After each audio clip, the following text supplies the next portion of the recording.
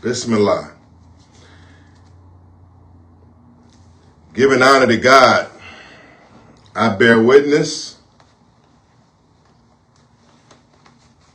that regardless to land, label, or language, I bear witness that there is but one God. I'm honored to be on here on this national tribute to the program of the Most Honorable Elijah Muhammad. I'm happy to be here this Friday, February 27th at 6 p.m. Eastern. I'm happy to have the floor at this great online conference that is going on right now. So giving honor to God and giving honor to a divine leader, teacher, and guide in the person of the Most Honorable Elijah Muhammad, and giving honor to all of those greats that have come in his name, particularly the ones that I have been influenced by. I speak of none other than Minister and Dr. Khalid Abdul Muhammad, who's my number one teacher of all time, my personal mentor. I speak of Minister Louis Farrakhan, who have been heavily influential in my life since I refound Islam through my grandfather around 1987, 88. It was the message of Minister Louis Farrakhan and my relationship with Dr. Khalid Muhammad. And I also want to thank in this day and time a very great advocate for the Honorable Elijah Muhammad. Indeed, he is an apostle for the messenger of Allah. He is that long-standing driving pioneer for reparations for our people and a divine man in his own right. I speak of the Honorable Silas Muhammad and the brothers and sisters of the Afro-descendant nation who are probably mostly responsible for this conference that I initiated, but it comes from my experience in this day and time of appreciating the work of the Honorable Elijah Muhammad through working with such greats that have been assembled by the Honorable Silas Muhammad. And so I want to thank Sister Tawhida Sabri. Tawhida is a wind beneath our wings, hard driving, great black woman.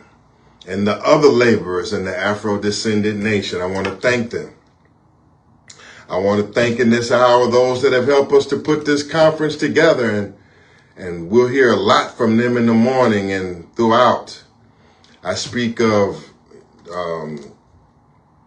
prayer and fasting, the mighty group, prayer and fasting, and Chief Atty Malik. We first started this conference, this online conference, which began last night with a great film fest. It was a great, strong film fest last night. And that film fest honored the Honorable Elijah Muhammad. It honored Minister Malcolm X. It honored Dr. Khalid Muhammad. It honored Minister Louis Farrakhan. It honored the Honorable Silas Muhammad. It honored the Son of Man, Marvin Muhammad. It honored many greats. Another point, they say Brother John Muhammad, Sister Shahrazad Ali. It honored Muhammad Ali. And it brings about the spirit of which this conference is gathered. It represented last night the spirit of unity, the call to unity of which this conference is gathered. And this specific forum here, this workshop here, this town hall meeting that I'm about to open up, and we're going to talk black with each other online in these chat rooms. We're going to ask these questions. It is said the spirit for this conversation, and this is a conversation about Muhammad's economic program. And we're asking the question here as we get going, is the Muhammad's economic blueprint dead or alive? Is the economic blueprint for the Honorable Elijah Muhammad dead or alive?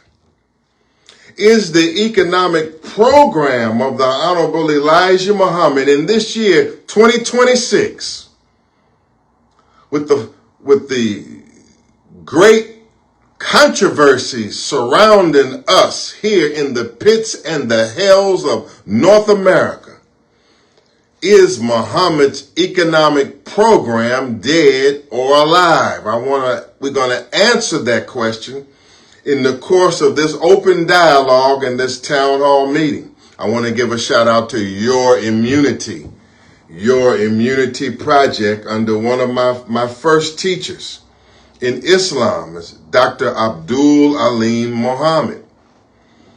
Now, before we go further, I want to say that the road to this conference is to use Brother Abdul Malik's words, is like a diamond in the rough. It's a diamond in the rough, but it's a diamond that's shining. But it can be rough. We apologize for the Jummah prayer service that was to take place at 1 o'clock that we promised. We apologize that due to technical and other competency issues that it did not take place, because I was looking forward to that Jummah and that khutbah, and I was looking forward to that talim, and perhaps the talim will come back tomorrow. Perhaps before the conference ends, Imam Abdul Talib and others who come from the tree of the Bilalians.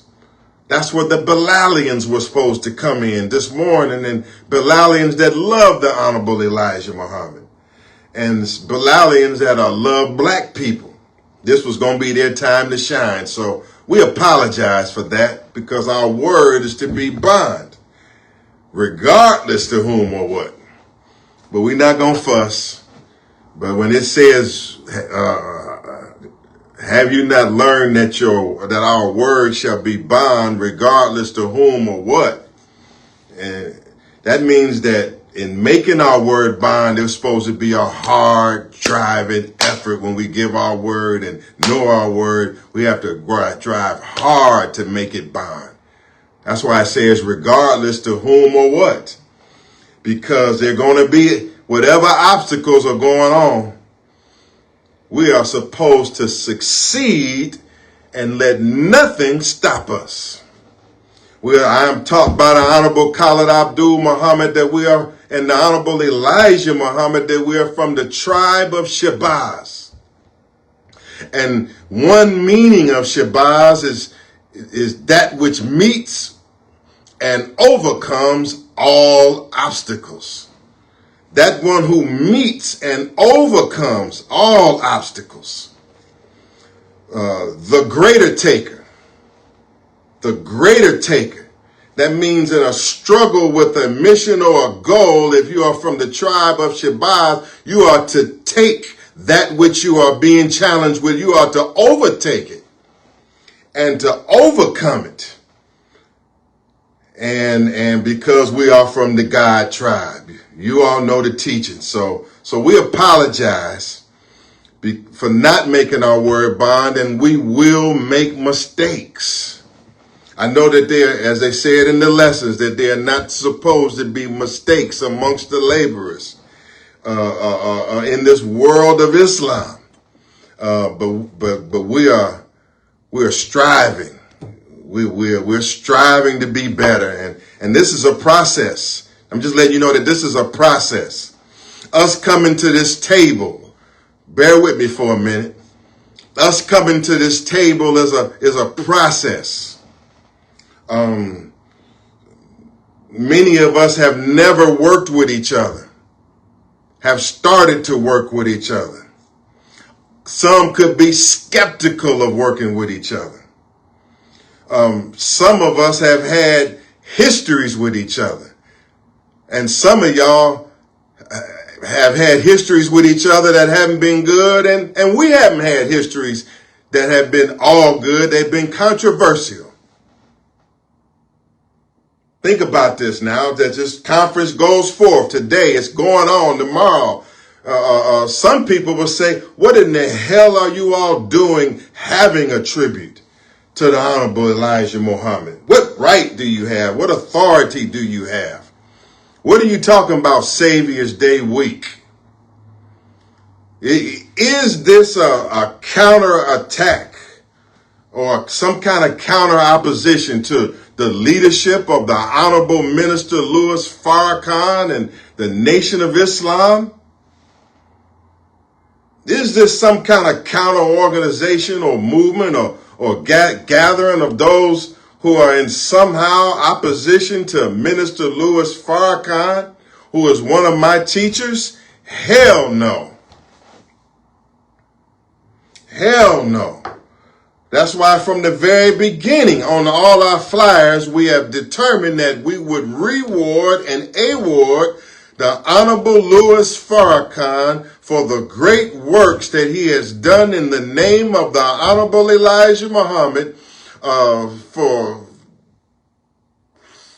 52 years.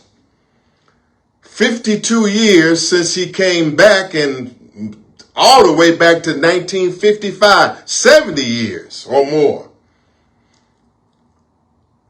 My position as a member of the committee is that we're going to honor Minister Louis Farrakhan for his works, whether he appears to receive his award tomorrow or not. We want to let y'all know that I honor him. And this committee honors him. Don't mean that on any occasion amongst any one of us that we haven't had some disagreements, we haven't had some disputes. Sometimes we've had some parting of the ways. Sometimes we have fallen out. And to be honest, all of us on all sides at some point have cussed each other out.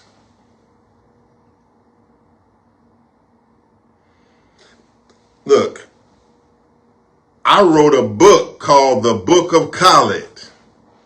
And in that book the book that I wrote, in the Book of Khalid, that came out after the passing of my dear brother, the Honorable Hashim Nzinga, in late 2020, that book details some of my experiences with the Nation of Islam and my experiences under my mentor, the former Supreme Captain of the Nation of Islam, Dr. Khalid Muhammad.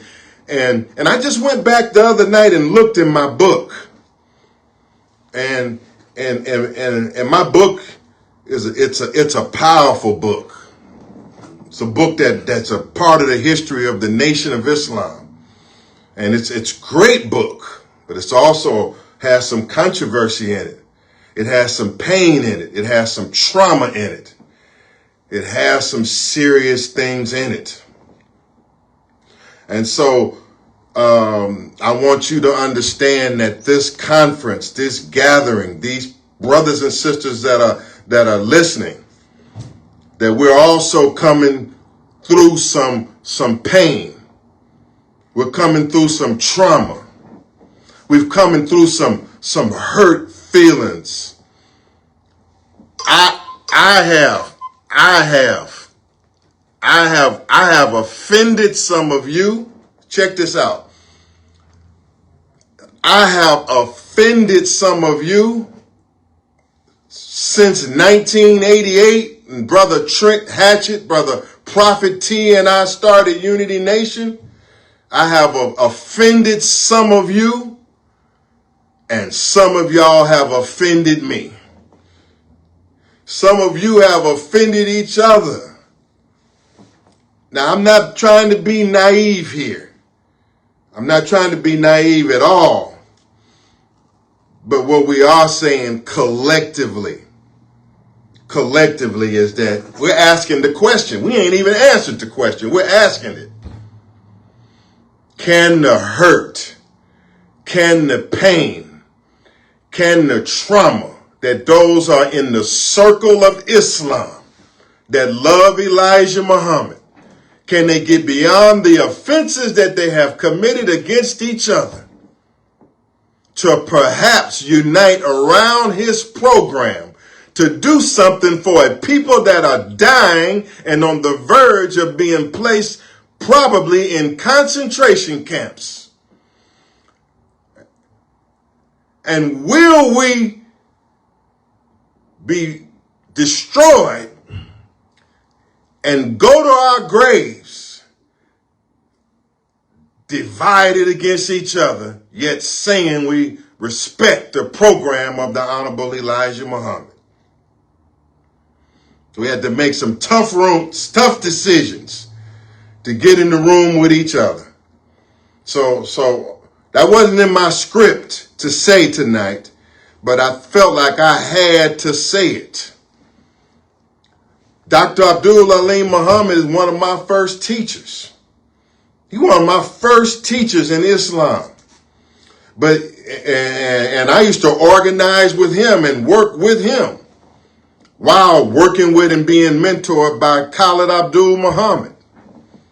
And at one point in 1994, there was a parting of the ways.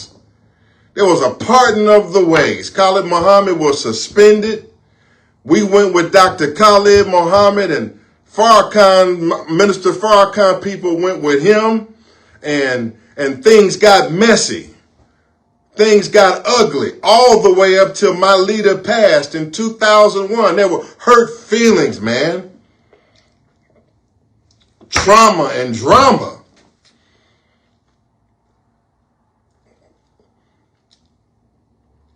And what I'm saying here,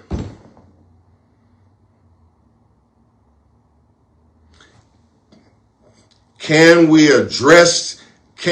in the course of this conference address that trauma, address the things that have happened, address these offenses, address these errors that all of us have made? Can we get over them for the true and pure motive of uniting to liberate our people under the program of a man who we say is probably the greatest black man ever born in the United States of America? Who I say one of the greatest black men ever born, the Honorable Elijah Muhammad. Can our love for his program cause us to in some way heal or work with each other? I would saying is, look, we invited Minister Farrakhan and we're going to give him his award regardless to pardon me. I'm still at work here. This is perfect setting for this workshop. I'm at work and I got cars, vehicles moving and staff moving. Okay, so I'll have more to say tomorrow at 3 o'clock. That's an opening of my thoughts, man. That's an opening of my thoughts. For everybody, forgive me for anything. Please forgive me for anything that I have done to offend you. And I prayed in my heart, if it's acceptable, to forgive others for what they have done to me and my teacher. And pray to God that we can go forward because our people are in a hell of a condition. As Dr. Khalid Muhammad said, we don't own a rock, a rail, a spike, a spoke, or a huff or a puff of smoke. We don't own a blade of grass. I love when we watched the video Film Fest yesterday. They should keep playing it over and over again. My favorite tape from the Nation of Islam is the 1974 Savior's Day. Of all the great lectures I watched of the Honorable Elijah Muhammad, of all the great tapes I've watched of one of my heroes, Minister Malcolm X, Atty Malik Shabazz, of all of the great lectures I've watched from and been a part of and put together for Dr. Khalid Muhammad and others, that 1974 Savior's Day tape is the strongest tape because it lays out the tremendous economic and nation-building accomplishments of the Nation of Islam under the Honorable Elijah Muhammad. And that was one of the first tapes I ever watched. And that was superior than anything I ever seen. Is Muhammad's economic program dead or alive? We had, as you watched yesterday, the Nation of Islam, under the Honorable Elijah Muhammad, had a black bank, Guarantee Bank. I had a law professor named Nasif Mahmoud. He was one of the persons that helped the Honorable Elijah Muhammad establish the Guarantee and Trust Bank in Chicago, our own black bank. Tomorrow, you'll hear from the wife of the Honorable Silas Muhammad, Sister Queen Mashaki, Harriet Abu Bakr. She worked in the bank of the Honorable Elijah Muhammad. That's 1974. We're in 2026. Do you have where's your bank? Black Muslims? Yes, I bank at Industrial Bank. It's a black bank here in Washington, D.C. If you are a member of the Black Bank at Industrial Bank, raise your black fist high. Raise it high in the listening audience if you're here in the Washington, D.C. region. And if you're a member of a black bank, dude, okay, I'm back. I ain't answering no more calls. Don't call me. Look, if you are a member of a black bank, put it in the Zoom chat. Put it in the Facebook chat. Put it in the prayer and fasting chat. Put it in the Your Immunity Project chat. Let us know out here, man, if you're listening to what I'm saying. But what happened to the Muslims and the black bank? What happened to the Muslims and the farms? What happened to the Muslims and their properties? What happened to the Muslims and the economic program? What happened to the steak and take restaurants? What happened to the Blue Seas restaurants? What happened to where you could get some fish from the Muslims at the restaurant? Get some fish from some Muslims out the van in the street. Look, one of my earliest experiences in Islam, I was a very young child, a baby. Well, not a baby, but very young. I'm in Los Angeles, California. My grandfather, who was an unlettered black Muslim businessman. He's an unlettered black Muslim businessman. Thomas X. Later under Imam Wallace, he was Warth, he was called Malik El-Amin Najila. He wasn't much of a FOI, but he owned several blocks of property in Los Angeles, California, that black Muslim Thomas X from Los Angeles. In the mid-1970s, the late 1970s, the early 1980s. My grandfather, who brought me into Islam, well, he would take me in 1974 and 3. He took me to the Shrine Auditorium in Los Angeles. And I can still remember to this day at the Shrine Auditorium, which was a big Muslim business bazaar. I mean, the Muslims would rent out the Shrine Auditorium, and all the Muslims who was in business, I mean, they were just all in business and vendors everywhere. And who did I see at that Muslim business bazaar in Los Angeles? The great Muhammad Ali. And I remember as a child watching Muhammad Ali come through, and there were thousands there. And the Muslims were buying. The Muslims were trading. The Muslims were selling. The Muslims had money in their pockets. What has happened to the economic progress and posture and mentality of the black Muslim in America, whoever you follow? What have happened to the economic progress of the black Muslim who is under Minister Louis Farrakhan? What have happened to the economic progress of the black Muslim who is under the Honorable Silas Muhammad? What happened? What have happened to the economic progress of the Bilalian, the American Muslim Mission, the Muslim who says he follows Warith Deen Muhammad? What have happened to the economic program? What have happened to those that don't follow any of them men? They just say they follow Elijah. Where are your apartments? Where are your businesses? Where are your auto mechanic shops? Where's the things that you used to have for black people that was ran by black people? Look, I'm going to be talking strong here, right? But I'm very humble about this. I got to get a message across, but I'm not being judgmental. Far be it from me on this subject or any subject to be judgmental. I'm just happy to be here, but I come to share something with you. I'm laying the base of a conversation so we can share together, learn together.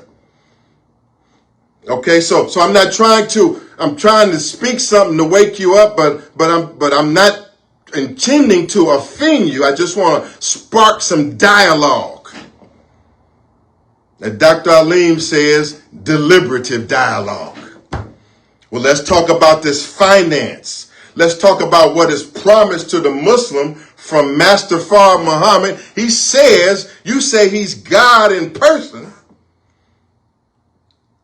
For those that are saying and teaching and standing on the teaching that Master Fard Muhammad is God in person, Allah in the flesh, well, you say Master Fard Muhammad says that we who follow Islam would have money, homes, luxuries, and friendships in all walks of life. Or might say money, good homes. Not just any home, good homes, luxuries, friendships in all walks of life. How many Muslims own their own home who are listening to me right now? Raise your hand high.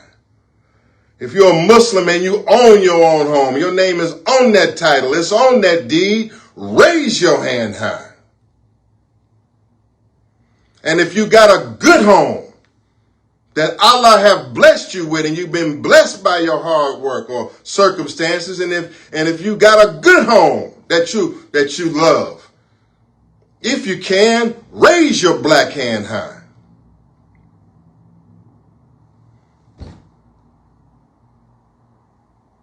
What percentage of black Muslims today own their own homes?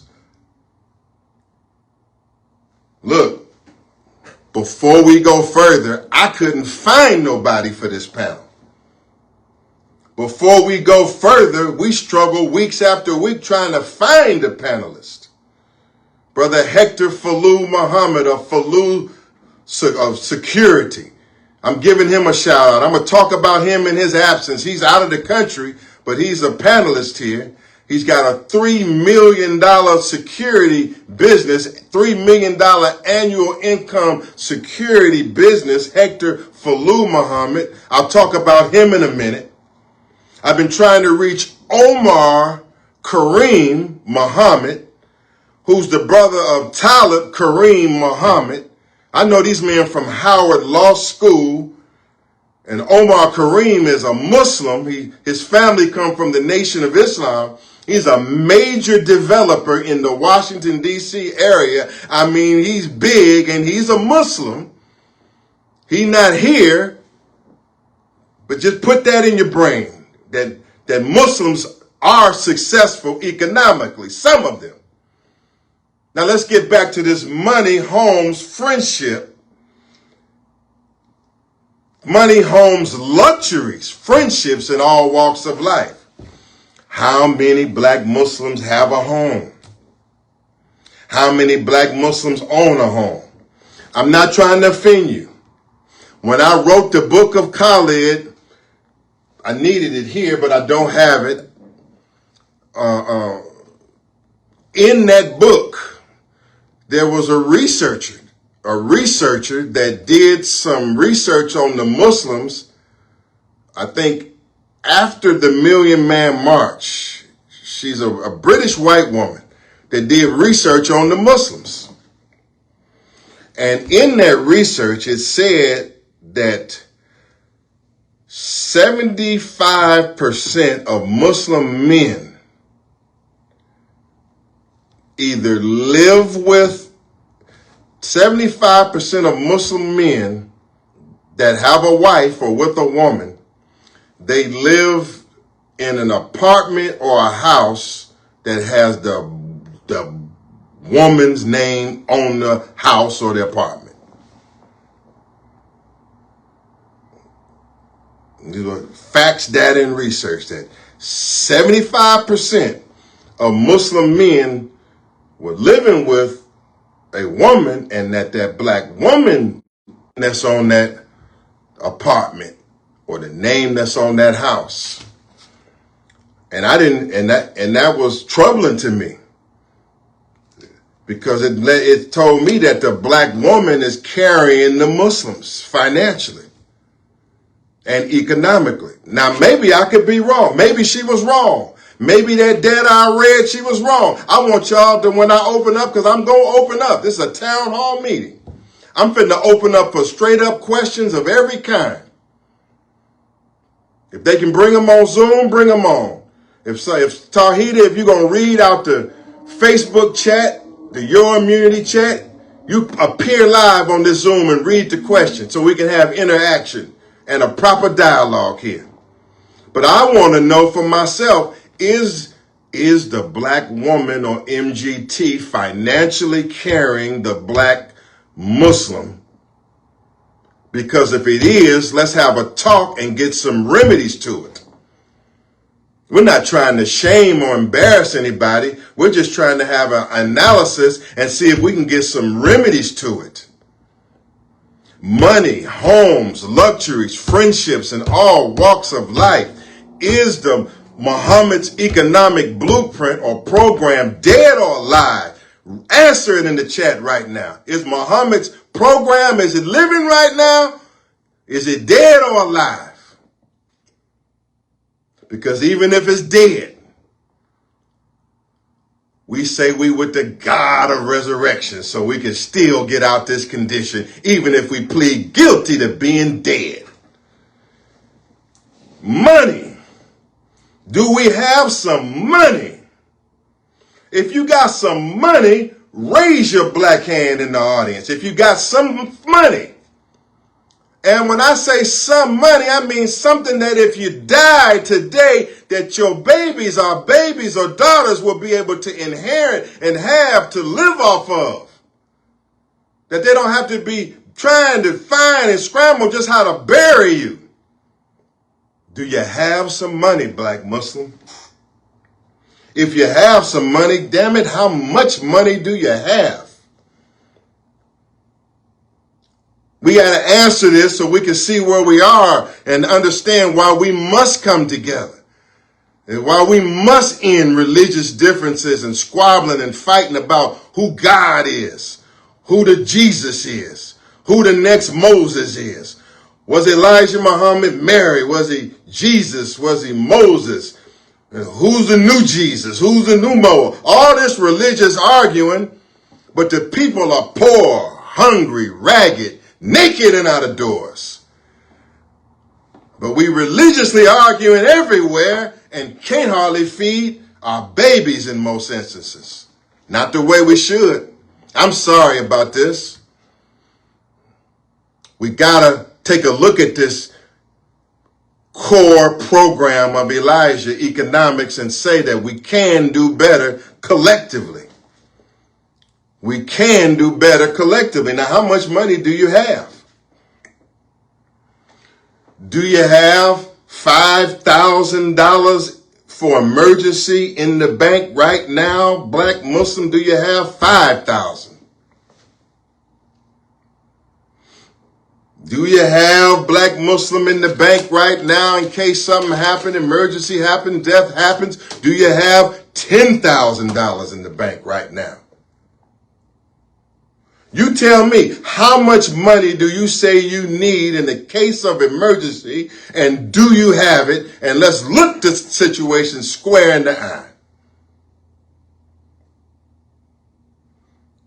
Some of us who are watching, if you have less than 50,000, you get nervous. Some, if they thought that they had 50,000 on reserve, would be happy as hell. Some say, well, damn, if it's down to 50,000, we got a problem. Do you have some cash money? Do you have an investment account? Do you have some mutual funds? Do you have some interest-bearing accounts? Do you have something where your babies, your loved one, your wives, in case something happens to us, and nobody will escape the evil accident of time. Nobody gonna live forever. What do we have? And can we really say that we are following the program of the Honorable Elijah Muhammad if we are not making some economic progress? I would reasonably say, if you don't have at least $30,000 on reserve for emergencies, you got a serious problem. And that's not much. If you or us, this is together now. We together. This ain't me throwing down on nobody. This is us together. If we don't have $30,000 right now that's somewhere gaining interest, gaining a profit, we got a problem. I'm going to say that if you're at a certain age and you don't have a piece of property that's gaining equity, that's gaining value, then we got a problem. Money, homes, luxuries, friendships in all walks of life. Not a one black Muslim on the 196,940,000 square miles of the planet should be broke. No, not a Muslim. Because a Muslim don't believe in a mystery God that's going to bring them bread. A Muslim have been taught long time over and over that a mystery God will not bring them bread. And that God is within, and it takes an arm, leg, arm, head. It takes the God within you to get up out that bed and get what we need out of life. Have we forgotten the teachings of the economic program of the Honorable Elijah Muhammad?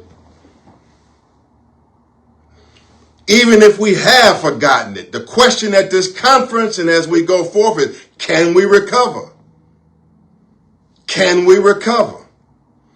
Can we form a national ministry of economics and get together and recover as a nation, not just individuals? Can we recover as a nation of people? I'm going to tell you right now, I believe we can. As tough as this conversation going to be tonight, as tough as it's going to be, I believe that if we unite around the economic question, we can rise. Now, this might be hadith or hearsay, but they used to tell me this. They said that the Honorable Elijah Muhammad allegedly said that if you can't get with me on the religion, then get with me on the economic program. That if we can't agree on the religious part, come to Muhammad, and Muhammad will give you a job. Come to Muhammad and let's do some economics and do business, and we can argue about religion later. Can we form a national ministry of economics across religious lines? If your savior is not my savior, and my savior ain't your savior, and your interpretation of God is not my interpretation of God, can we unite economically to show our people that we got some economic sense? Can we do that at least? Can we do some trade together? Can we do some business together? Can we do some building together? Can we do some training together? Can we do that? Or are we going to argue about who Jesus is?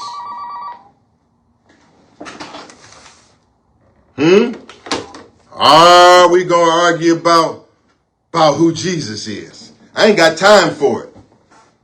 I'm too old for it. So I'm getting ready to open up now. I've said enough. It might appear to be unstructured, but I laid the base, and now we're going to have some dialogue. As I said, I couldn't find the panelist. They said allegedly this Muslim was doing this in business, and allegedly this one was doing it, but I couldn't find it.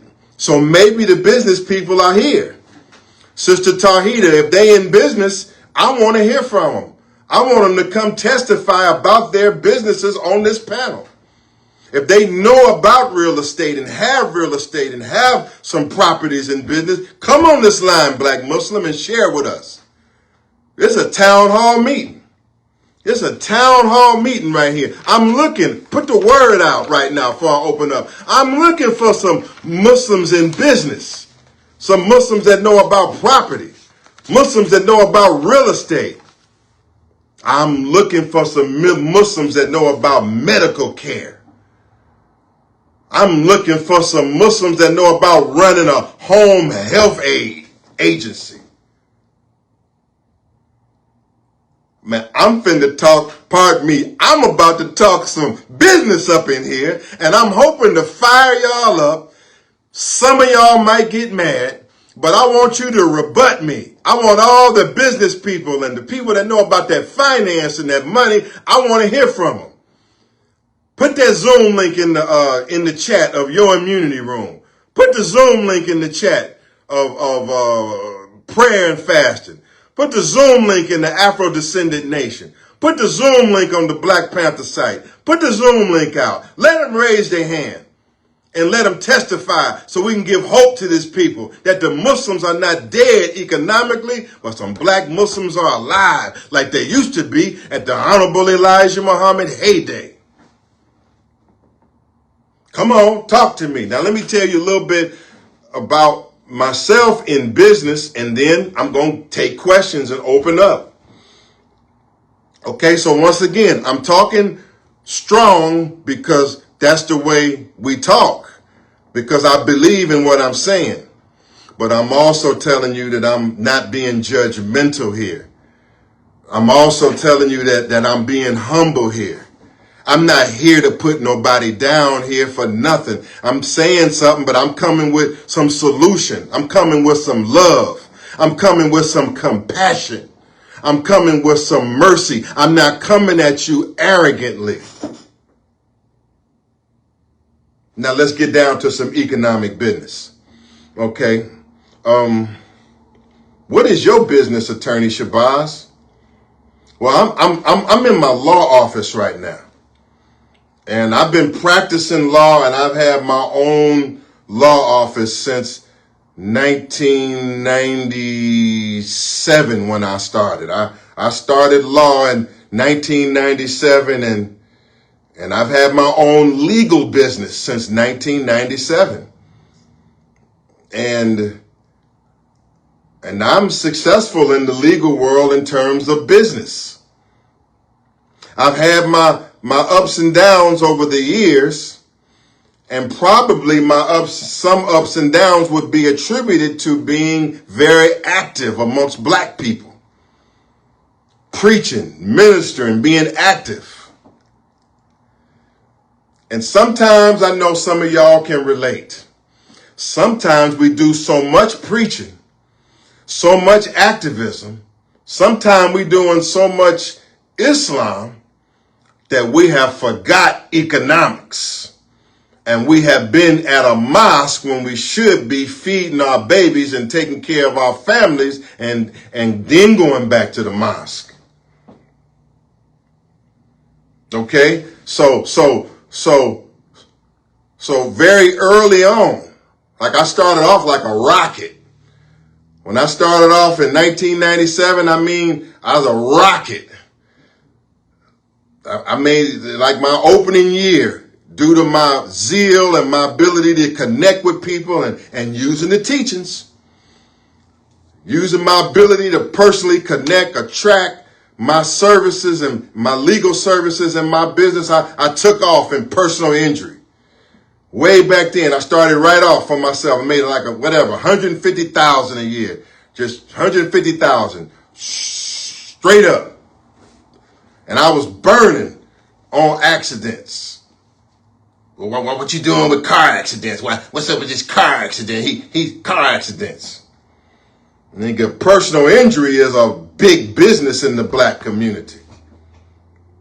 Personal injury is a $1 trillion business in the black community. Ask Attorney Reginald Green, my comrade from Howard University, one of the biggest personal injury attorneys in Atlanta. Attorney Reginald Green. It's big business, and it's walking right out of the black community. Morgan and Morgan, white people. In my area, Top Dog Law. Don't even know who Top Dog is. Top Dog Law. White people taking our money and our clients and making their families rich. So early on, and to this day, I say that the personal injury business in the black community belongs to black attorneys and black people. And damn it, I aim to get every bit of it that I can, and I need 100 times more than I have. You think I'm going to sit back here and let the children of the slave master that have oppressed my mothers and my fathers come in my community, take all my clients and their injuries and walk out with it? You think that white people come to black attorneys? They go to their own. So I ain't apologizing for what I've done or will do in the personal injury field. I aim to get every penny, every bit of it I can, because I'm 100% dedicated towards my people. It's going to come back to the people anyway. Ask the Black Panthers, ask the Black Muslims, is it coming back their way? Raise your hands high all over America if you done got some money from me. Even though you done turned on me, some of you, you're still sitting there with the receipts in your pocket. We got to get this green in the black machine, straight up. We got to put some green in the black machine. And so go to law school. What am I saying? My recommendation. Go to law school. Earn your trade. Get your trade. Get your degree. One thing the Muslims stopped teaching is to go out there and get you an education. Go out there and don't let nobody, I don't care what theory they give you, don't let nobody stop you from getting that law license. Don't let nobody stop you from getting that business license. Don't let anybody stop you from getting that trade, that nursing license, that certificate, that home improvement certificate, that repair certificate, whatever degree or certification you got to get. I don't care whether you get it from Muhammad University or you get it from the University of District of Columbia. I prefer you get it from a black college, but wherever you got it, you tell them that Atty Shabazz said, go to college if that's for you. If it is, go on and get that degree. Get that master's degree. Get that doctorate degree. So you can qualify yourself to be economically successful. If college ain't the thing for you, get that vocational degree. Get that vocational certificate. Learn that drywall. Learn that plumbing. Learn that electricity. And be a part of these trillions of dollars that's being built everywhere. Brown people collecting that money everywhere. And I ain't seen a black Muslim with a construction hat on nowhere in my city. I'm coming to it in a minute. I got to crack down, but there is hope. We must build a national ministry of economics, trade, and business. Minister Farrakhan said it himself when I was his aide and ally in the Millions More movement. He preached the 9 ministries. He said on the mall in 2005, Louis Farrakhan, he named the ministries. He said, we must have a ministry of economics and finance, to paraphrase. We must have a ministry of health. We must have governmental structures. The Honorable Silas Muhammad says that we must have a government.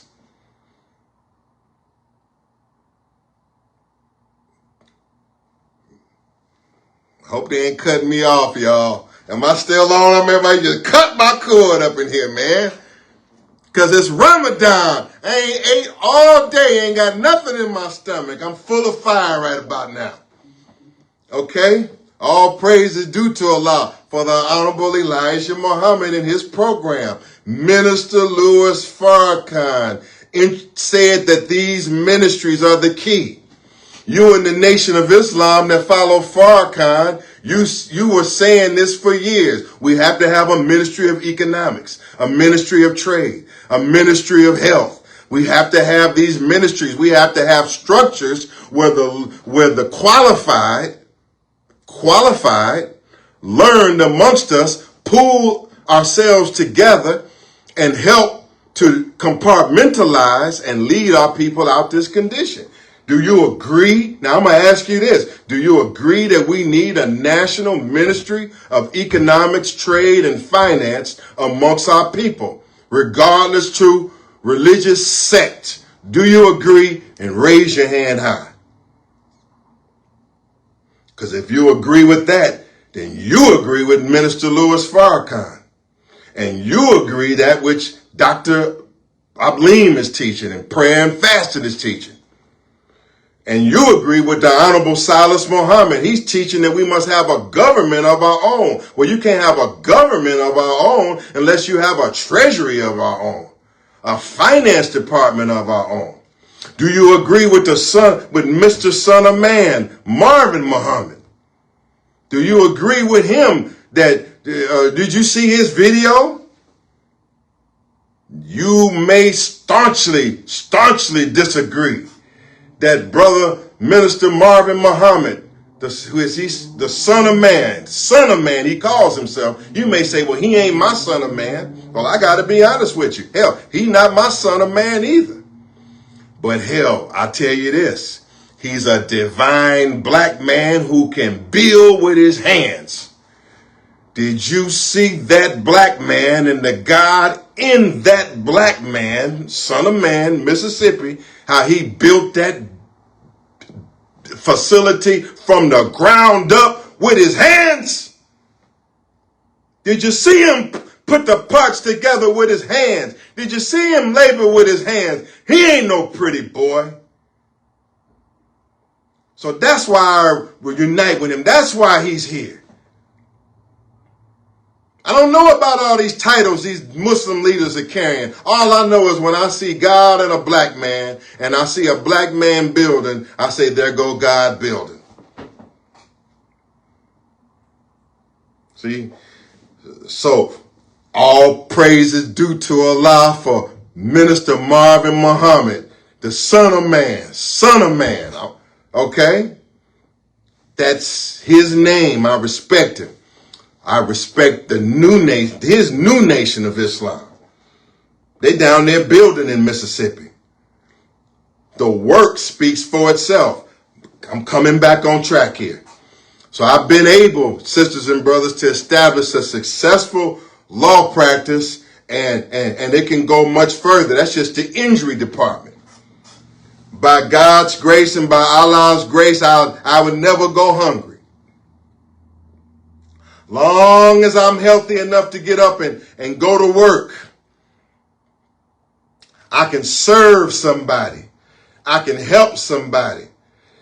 I can go to court and somebody gonna bring some money up in here because I worked and qualified myself and got through law school and got to this seat where I'm at right now. And my road through law school wasn't easy. I was a contested man, a challenged man. I went through all kind of controversy. Yet I still stand on my feet.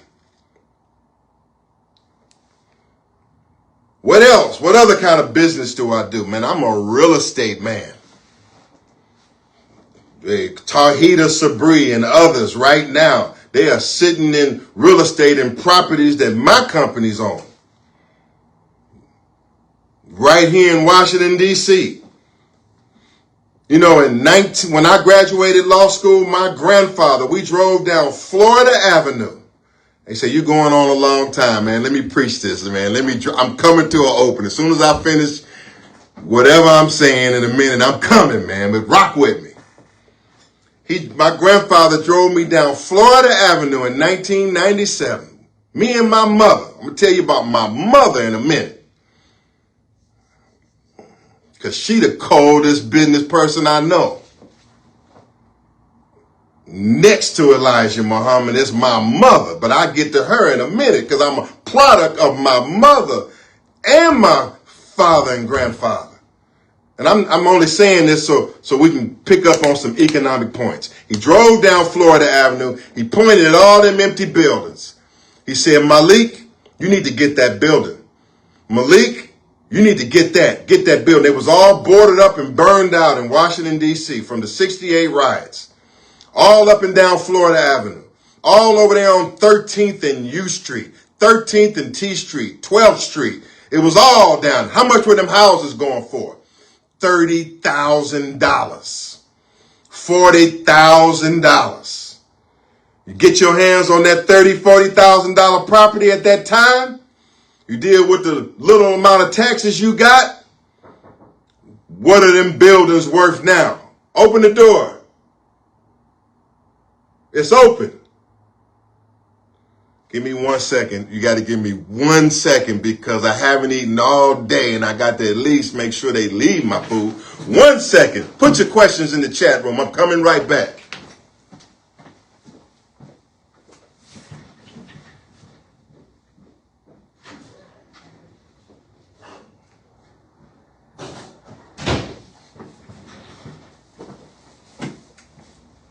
All right. Okay, I'm sorry about that. That's unprofessional. I'm sorry, but hey, got the Ramadan. It's over for the day. Now look, those properties today are worth $800,000, $900,000, $1 million. You know what I did though? I wouldn't listen to my grandfather. I'm such a revolutionary that I'm not as economically focused as I could be.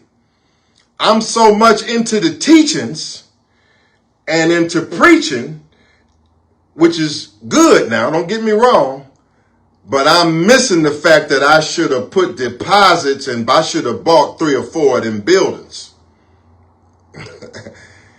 So to all young people who listening to me right now, the real estate scene has drastically changed. But if you're in the inner cities of America that are undergoing gentrification, if you're watching dilapidated properties all around you, and you see the trends coming and the wind blowing, by all means, go out there and get that property now. Get it now before the prices rise. Get it now and don't let no one tear you away from that. It'll be a lifetime decision that you won't regret. Okay, so I missed that wave in Washington, D.C. at that time because I was so revolutionary that I forgot that property ownership is revolutionary as well. Okay, I'm going to tell you why and how. Okay. I was rocketed off like a rocket when I came out of law school in personal injury. And then what? Then Khalid Muhammad came in my law office in late 1997 talking about we were going to have 1 million youth march. And I'm extremely loyal to Muhammad. And by the time I got through following Muhammad out of my law office for this 1 million youth march, which was great, you could probably guess what happened next. You probably can guess what happened next with that money at that time. The graph start going down because we lose focus, lose balance, lose the mizan. Okay, so let me wrap up this real estate story. I missed it when Washington, D.C. was coming up under gentrification. Now it's all booked up. But we didn't miss it in the years 2003 and others. So I can say right now that my company, that we got several apartment buildings that's under my ownership and under my company ownership, several of them. And they were purchased in around 2003, 2004, 2005, and they have all quadrupled in value in the district. Apartment building that sold for $325,000, 8 units in 2003, 2004, it's now worth $1.6 million. Or I think it's $1.8 million. Every day somebody calling trying to buy it, begging to buy it. Think we're going to sell? No way. Well, why are we not going to sell? Because down the street with the other 8-unit buildings that's there on the same block, they got a permit that allows. My daughter calling now. She's at Fashion Institute of Technology. My daughter's a serious, way better. She's going to own property way ahead of her daddy, man. Hi, I'm on a Zoom. What's up?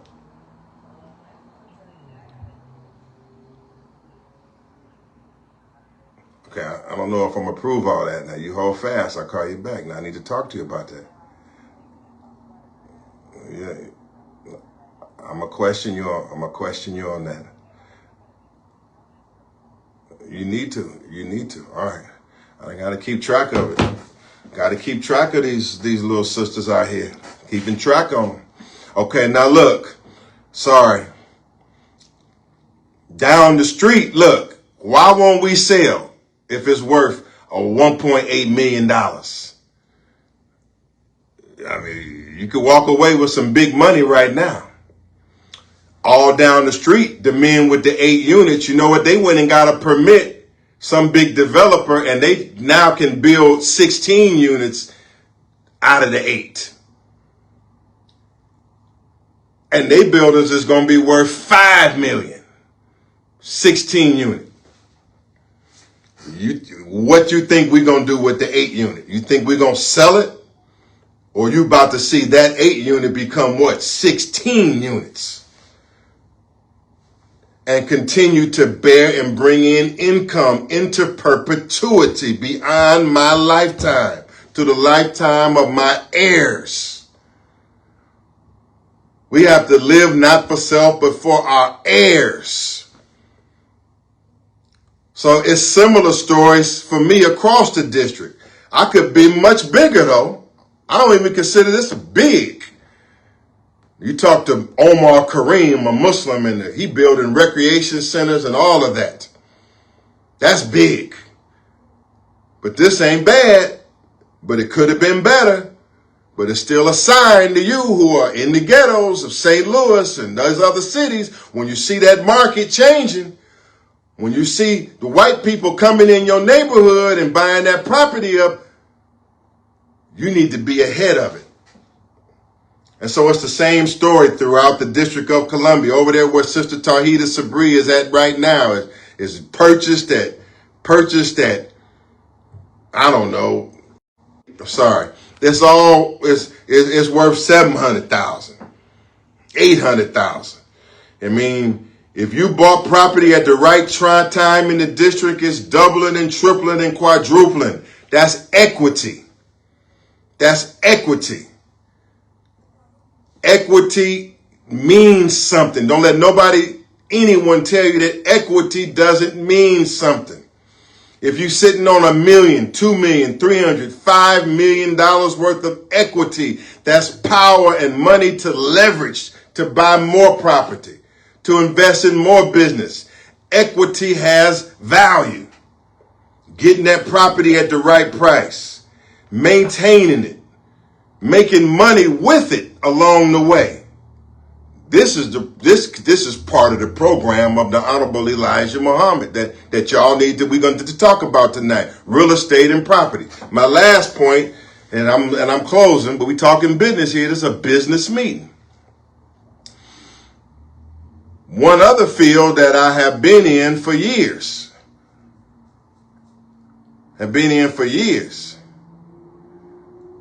Well, one other field I've been in for years is I do human services. Something that the Muslims should be taking over everywhere. Human services and medical services. There are trillions of dollars flowing through the black community through human services and medical services.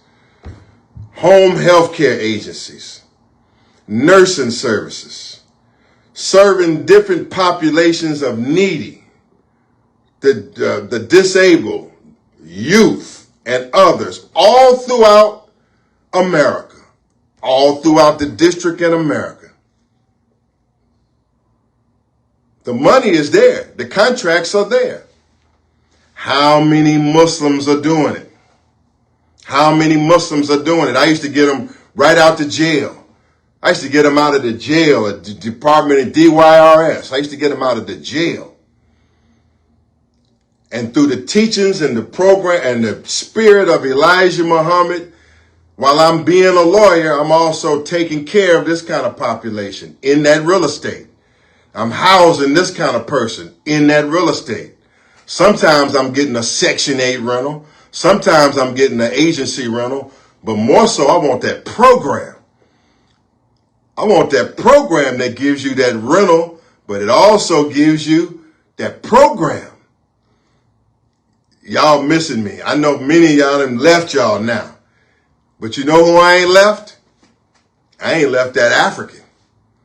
Because right here in Washington, D.C. right now, when you go talk about home health care agency and you talk about who's running the home health care agencies and who got 30 employees, 50 employees, hiring their cousins, their uncles, their nephews, and putting them home health care agencies on that elderly, on that sick person, on that person on that Medicaid out there.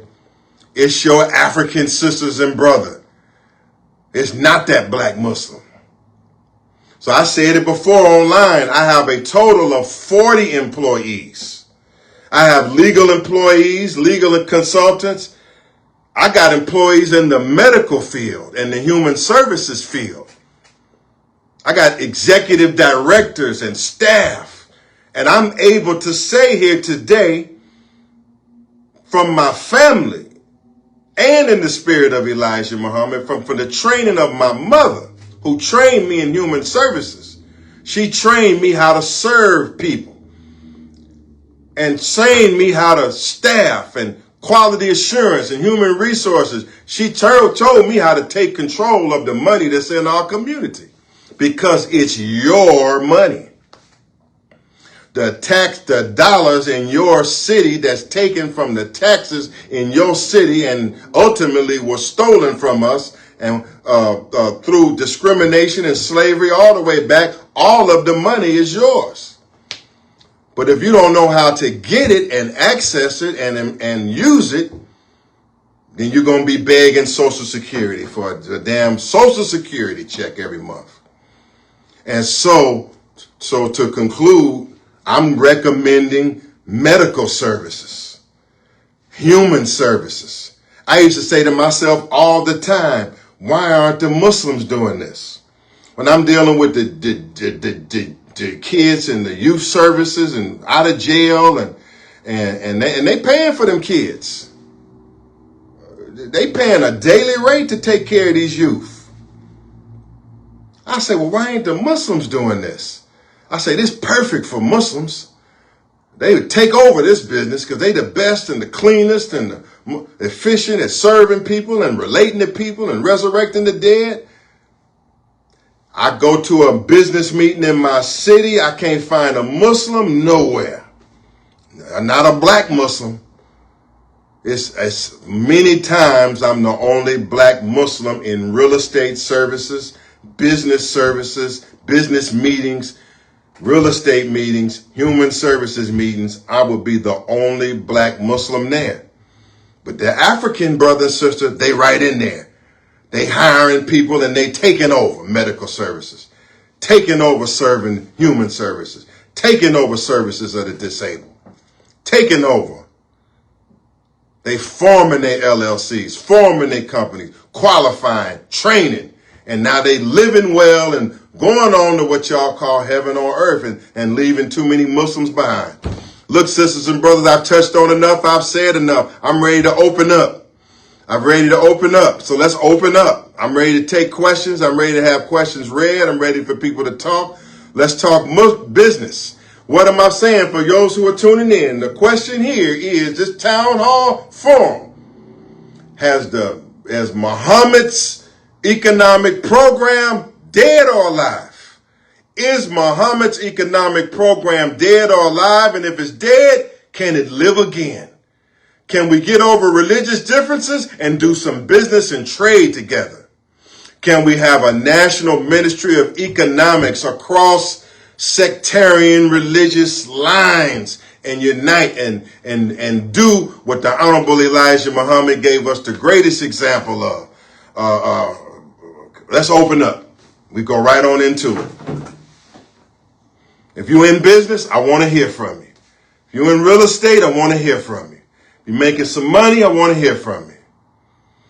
Hector Falou Muhammad, if you're listening from overseas, Hector Falou Muhammad has a Muslim security business that's over $3 million a year.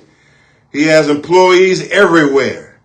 And so he's got to pay, I'm sure, his employees and all of that, but he's the man at the top.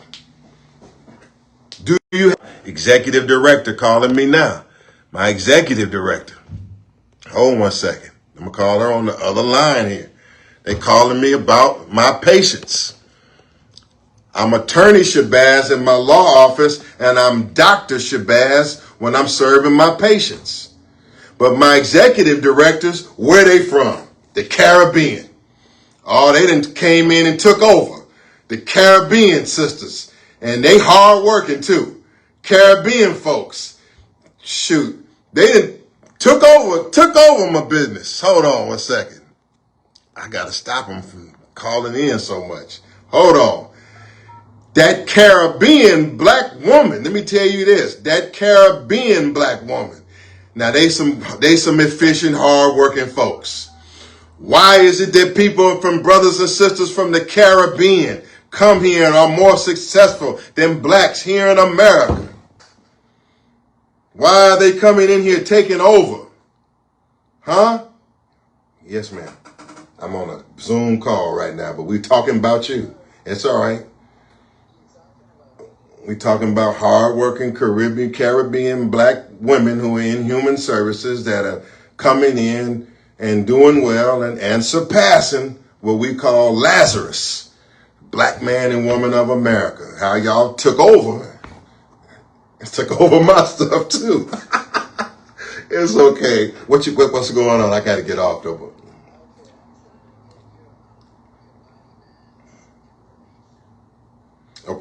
text me and I give it right to you. Sorry about not answering. Okay.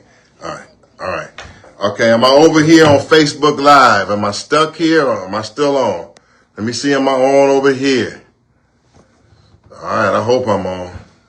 Hope I ain't stuck on Facebook Live. Anyway, I'm back here on Zoom. All right, come on with the questions. Come on with it. I know I done said some stuff, but come on with it. Let's talk business. Let's talk some money. What you got? I'm listening, Sister Tahita. What's in the chat? I'm reading the chat over here.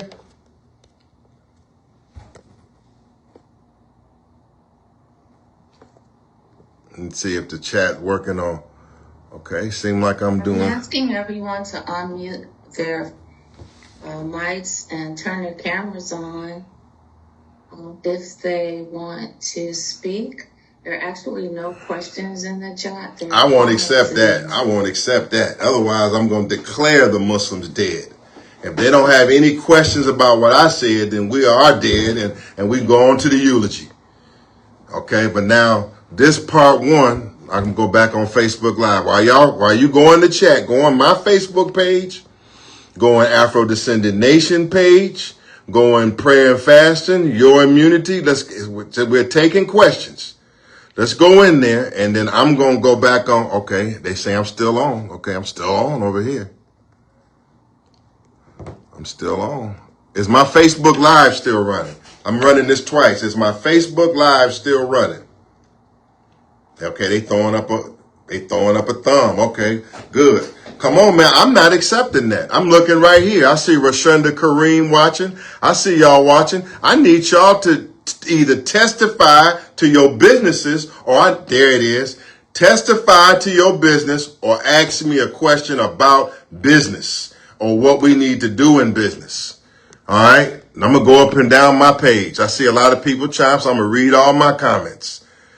Okay. Now I'm expecting hand raising. I'm expecting it. If not, I'm going to declare the black Muslims to be economically dead. And I don't want to do that at all. I'd be scared to do that.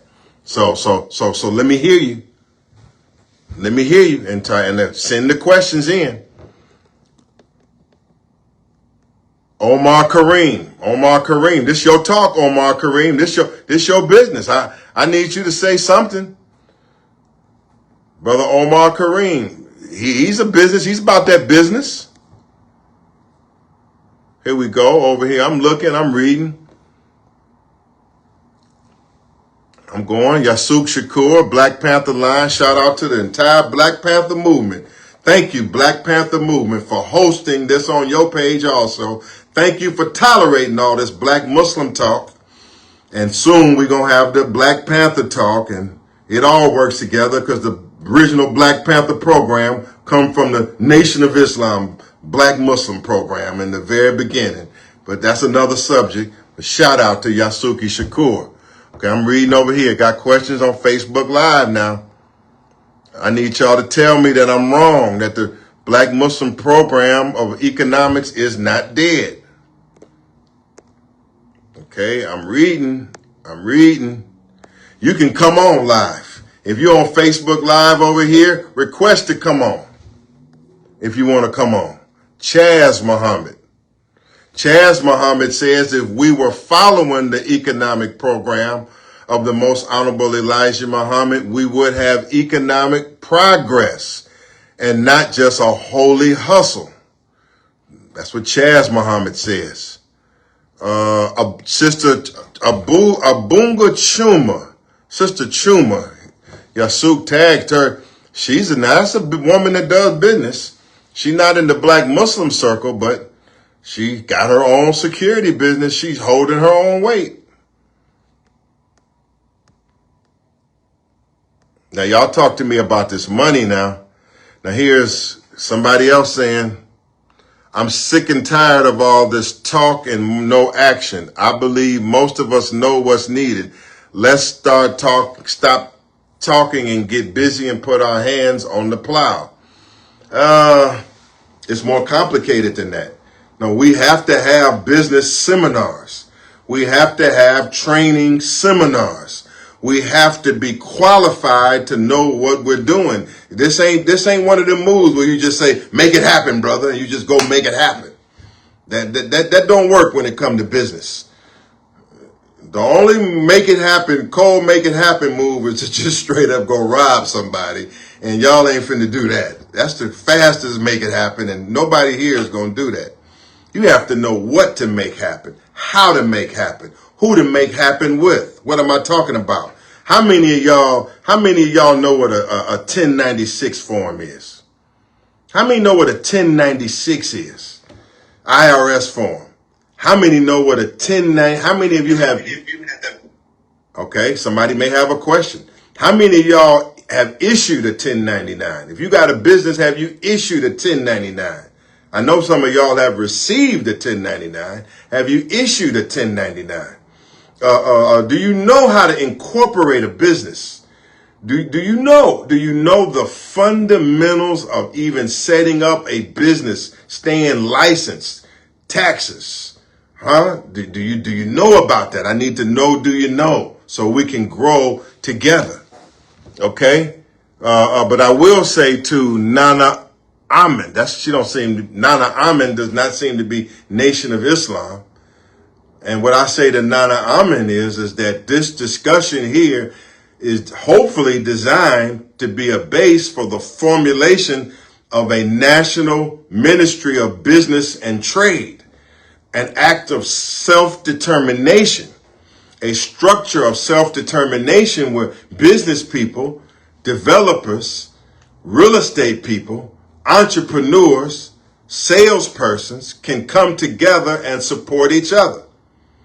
We have a website coming soon. It's being built now. It's called blackmuslimbusiness.org. Blackmuslimbusiness.org. It's to take every black Muslim that's in business, put them in the same sphere, have them buy and trade with each other, train with each other, do live videos, instructions, pop-ups with each other, provide business documents and training with each other, collaborate in business with the rest of the lost found other black people in business. And we have websites and structures where we're doing brisk business and trading like other nations. That's what I'm trying to drive to here. That's what I'm trying to drive to, but I can't do a blackmuslimbusiness.org without a black Muslim in business. I demand to hear from a black Muslim in business right now. They better come on this line right now. I don't care who you follow. Otherwise, I won't say that. Let me ease up. I'll be cracking in like Dr. Aleem, and I'm gonna ease up a little bit. Now, here we go. Sister Carrie Lewis. I think she's out of St. Louis. We need a rites of passage for home ownership and multifamily property. What do you recommend and for people who want property? Excellent, excellent. We need a rites of passage for home ownership and multifamily property. Okay. I want to say this, Miss Carrie Lewis. Miss Carrie Lewis. First of all, the first rite of passage for property, Abdul Malik.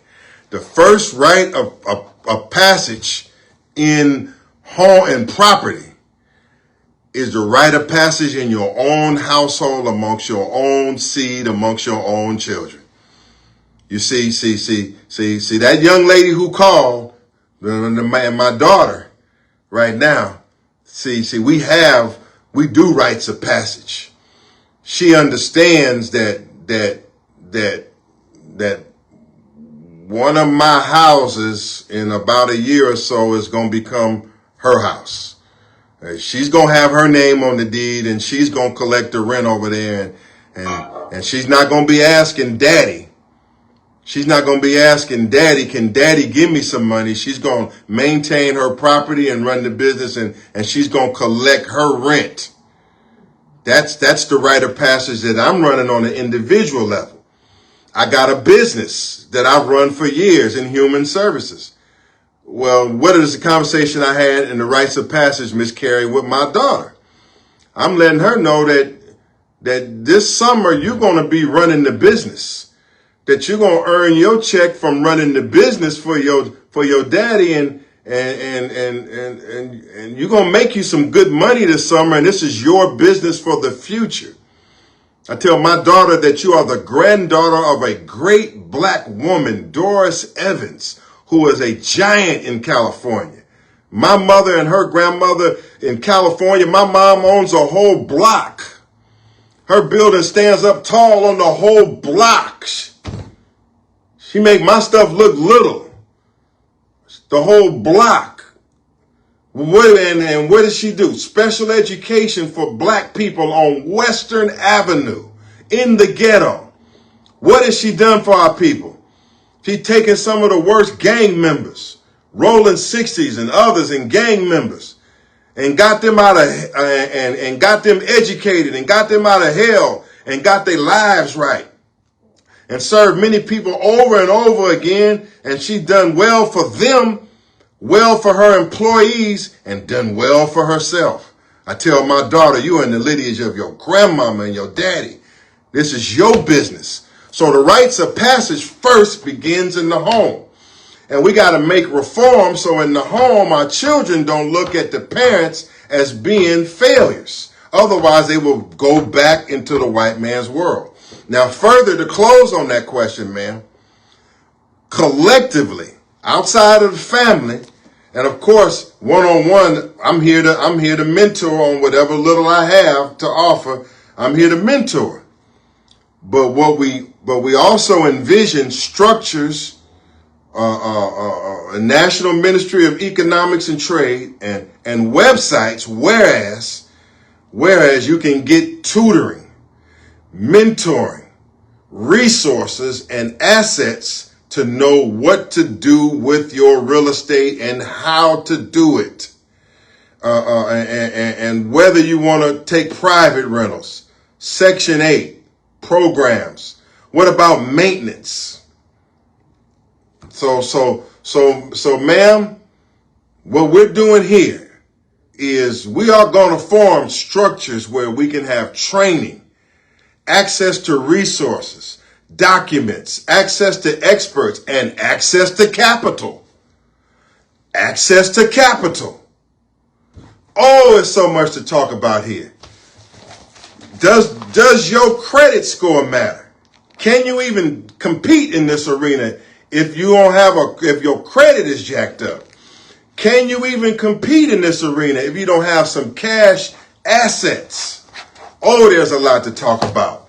God damn it, maintenance. I know I'm kind of moving across the map. Bear with me. But remember this structure is designed to attract people so we can get into a governmental structure or a ministry where we can work together to offer solutions. And we're going to do that. So bear with me. But what about contracting?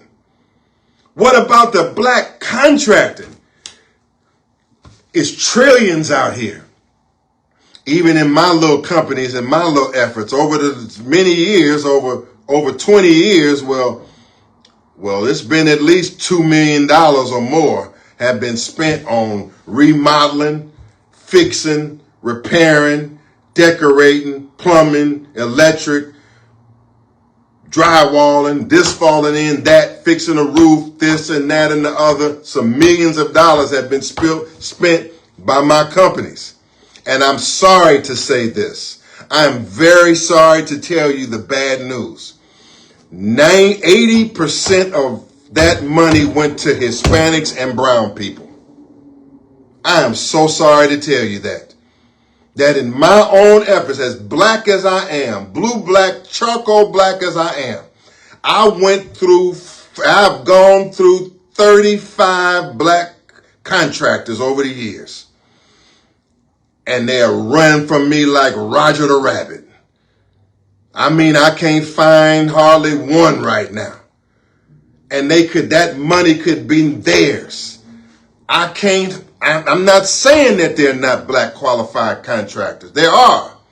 But I ain't found them. Damn it, every one of them have run away from me because they are playing on the job, and the brown man is whooping the black man in drywalling, in home improvement, in electric. The black man who don't need, he can come right out of prison. He don't need no background check. The black Muslims should be dominating contracting, dominating landscaping. The black Muslims should be dominating construction. Don't care whether you right out of prison. To hell with a background check. Millions of dollars going and building these buildings and all everywhere where gentrification and building going on. Every black Muslim leader should have a contracting division. Now this is where Minister Marvin Muhammad, the Son of Man, is accelerating. We should have black contracting. We are going to, well, we should, because I'm not going to be whooping and beating on nobody and wearing myself out beating on you about doing this right. Man, you got to want it. Do you, as a black Muslims, man, we should be dominating landscaping, dominating contracting, dominating home repairs. I mean, there are trillions going on out here. And we let the brown man take it right out the black community. We should see Muhammad everywhere, X everywhere, Kareem everywhere with the construction truck, the landscaping truck, with the repair truck. Using that personality and rhythm to get them jobs. Using that hard work to fix that stuff, get that money. I mean, that money is out there. If you fresh out of prison, you can't pass a background check, you can get that contracting. Okay, so in a ministry of economics, we have to have a black contracting department, and we have to find every qualified black contractor and repairman and try to get them together and put them to work. I'm opening up. I think Malik got a question. I'm going to say this. There is hope. When I talked to Sinclair Skinner of We Love Black People, I wanted him to be on this panel. Even though he's not a Muslim, I couldn't find no Muslims to be on the panel. Sinclair Skinner is a Bitcoin specialist, and he done made him some millions. I hope he ain't mad at me. He done led me to that anyway. Sinclair Skinner told me this about Omar Kareem, the big developer, that black Muslim developer. He said everybody that Omar hires is black. He says every time body come through there is this black electric company, this black contracting company. So now I'm really trying to find Omar Kareem, because I'm like, Omar Kareem, let me have your Muslim contractors. Let me have your black contractors, Omar, because I can't find none that will work with me anymore. So there is hope, and we're going to get Omar Kareem to be a part of this. But we must learn black contracting. We must be black contractors, and we must dominate the contracting industry. And we cannot fold to the brown people who are more dedicated to us than cry like babies that an immigrant had taken something from us. The immigrant didn't take nothing from you. The contracting, the jobs, the repairs was right in the black community. We sat here lazy waiting for a check. The brown man went to work and making him a paradise by fixing everything. And I hate to say it, pardon my language, niggas is too lazy to fix it. I'll take your questions.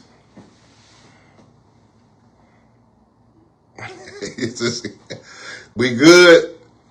Come on now. Say something to me. Tell me I'm wrong. Shut me up in here. Come on. In the line. Read me some. Let me go here. I'll answer some more. So rites of passage. We must do it individually, but we're going to start. We are going to do it collectively. Don't feel bad tonight. Wherever we're short at, we're going to set up some structures, sessions, websites, and we are going to help you in business. Okay? I pray. There we go. Please say something. Princess has her hand up next. Can you hear me, Malik? Yes, sir. Abdul Malik. I want y'all to hear. I want y'all to Y'all probably know him already. This is the leader of prayer and fasting. This is one of the top fishermen in the modern history of the Nation of Islam. This is a brother who right out of prison, who was a star amongst us, and he's a very genuine and a dynamic brother, Chief Abdul Malik, the leader of prayer and fasting. And here he is. Please. All praises be to Allah. He's going to speak tomorrow. He's giving a big speech tomorrow. Go right ahead right now. Praise be to Allah. You can hear me, Malik? Yes, sir. 10-4. All praises be to Allah. First of all, I just want to give you your roses while you live. By putting this Savior's Day tribute to the Most Honorable Elijah Muhammad together and working so hard to put it, I'm very happy for praying and fasting myself to be a part of it.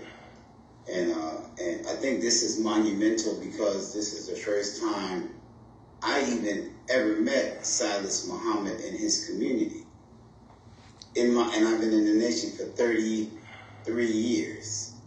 And I've never met him, I've seen him, but I never seen him in person. But this is the first time I've been in the same room with him. I never knew the Son of Man, first time meeting him.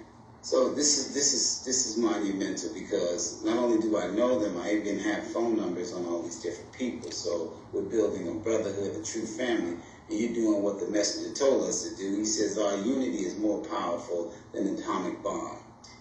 And sadly to say, the leadership didn't put that together, but here it is, the next generation, you and me, we're actually doing something that our fathers did not do.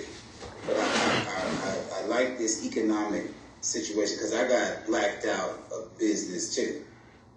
Being a black power, black nationalist, Nation of Islam, But I'm a real estate investor too, and we do have about 13 properties, praying and fasting. We bought it together at an auction. So, and I did it with them. We were waiting. We were going through some technicalities with the county to release them. But we do have them. We have possession. But we are moving out, and I like this type of atmosphere over here that you're creating. I knew you was doing something, but I didn't know you was doing this much. And I've been flirting with contracts here in Illinois, but I never really knew how to do the contract because it could employ a lot of people around here. But I do want to get with you on that, and I think that everyone should take you serious and put the spiritual differences behind you, because I don't really see many of us even living up to the spiritual qualifications that is necessary to back us up on what we say we spiritually behind anyway. So we should try to money, you know what I'm saying, and stop being so broke. And every time someone passes away here in Chicago, they need a GoFundMe page, but they've been a Muslim for 50 years. So I think this is a wake-up call right here, what you're giving and what we're doing. And inshallah, many are called, but few are chosen. Allah will choose the ones that's necessary, and we'll close ranks on that. But definitely, I'm all in on this. Brother, bless you. I honor you. Let's give prayer and fasting a black hand. You see, they've got their hands on 13 properties. They're a group of Muslims. They're growing fast, but they're growing intelligently and doing great things. Let's give them a black hand. I don't care where you're from. Let's not hate. And let's throw up a black hand for Chief Abdul Malik in prayer and fasting. Okay? Let's throw up a black hand for him and see what we're doing here is that we're getting to know each other, right? We all getting to know each other, and guess what? We're beginning to love each other. And we're beginning through dialogue to appreciate the differences in each other and being less judgmental of each other. And it's a beautiful process. So I expect great things to happen, like between our collaborations and mutual respect for each other. We want to say this to all Muslims that are listening, man. Don't hear what somebody said about him or about us. Hear us. Hear us. We have a valuable contribution to make to the program of the Honorable Elijah Muhammad. We have a contribution to make. And so I want to say this, what is it? Holy Quran 49:13 say, O mankind, we have created thee into tribes and families so that we may better know each other. Okay, and so all of us come from different backgrounds, and yet we're in the same space this weekend, and we're getting to know and appreciate each other.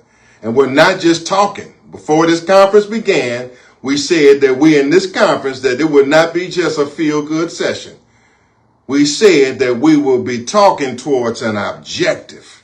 And we are talking and walking towards an objective. And all of you who are listening, if you want to do something concrete and progressive, I encourage you to join with us. Join in the process. Okay, now over here, they say, why is the NAACP so ineffective on encouraging and supporting black created business, say George Ryan? Why is the NAACP? Now, according to my knowledge, the NAACP is not designed for necessarily for black business. It's designed for civil rights and integration. And as we all know, we all got the lessons. The integration is what stopped us from having black taxi cab companies. Integration stopped us from driving towards black restaurants. Integration has harmed us. So I don't think that's the NAACP focus, Mr. Rhymes. But it is the declared focus of Muslims. And the black Muslims are the ones that said that we are the do-for-self people. We have proclaimed to the world that we are for doing for self. We have proclaimed the world that we are for a nation of our own. We have proclaimed to the world that we want self-sufficient, that we are awake, that we are more conscious than everybody, that we know God better than everybody. Then we should be doing better economically than everybody.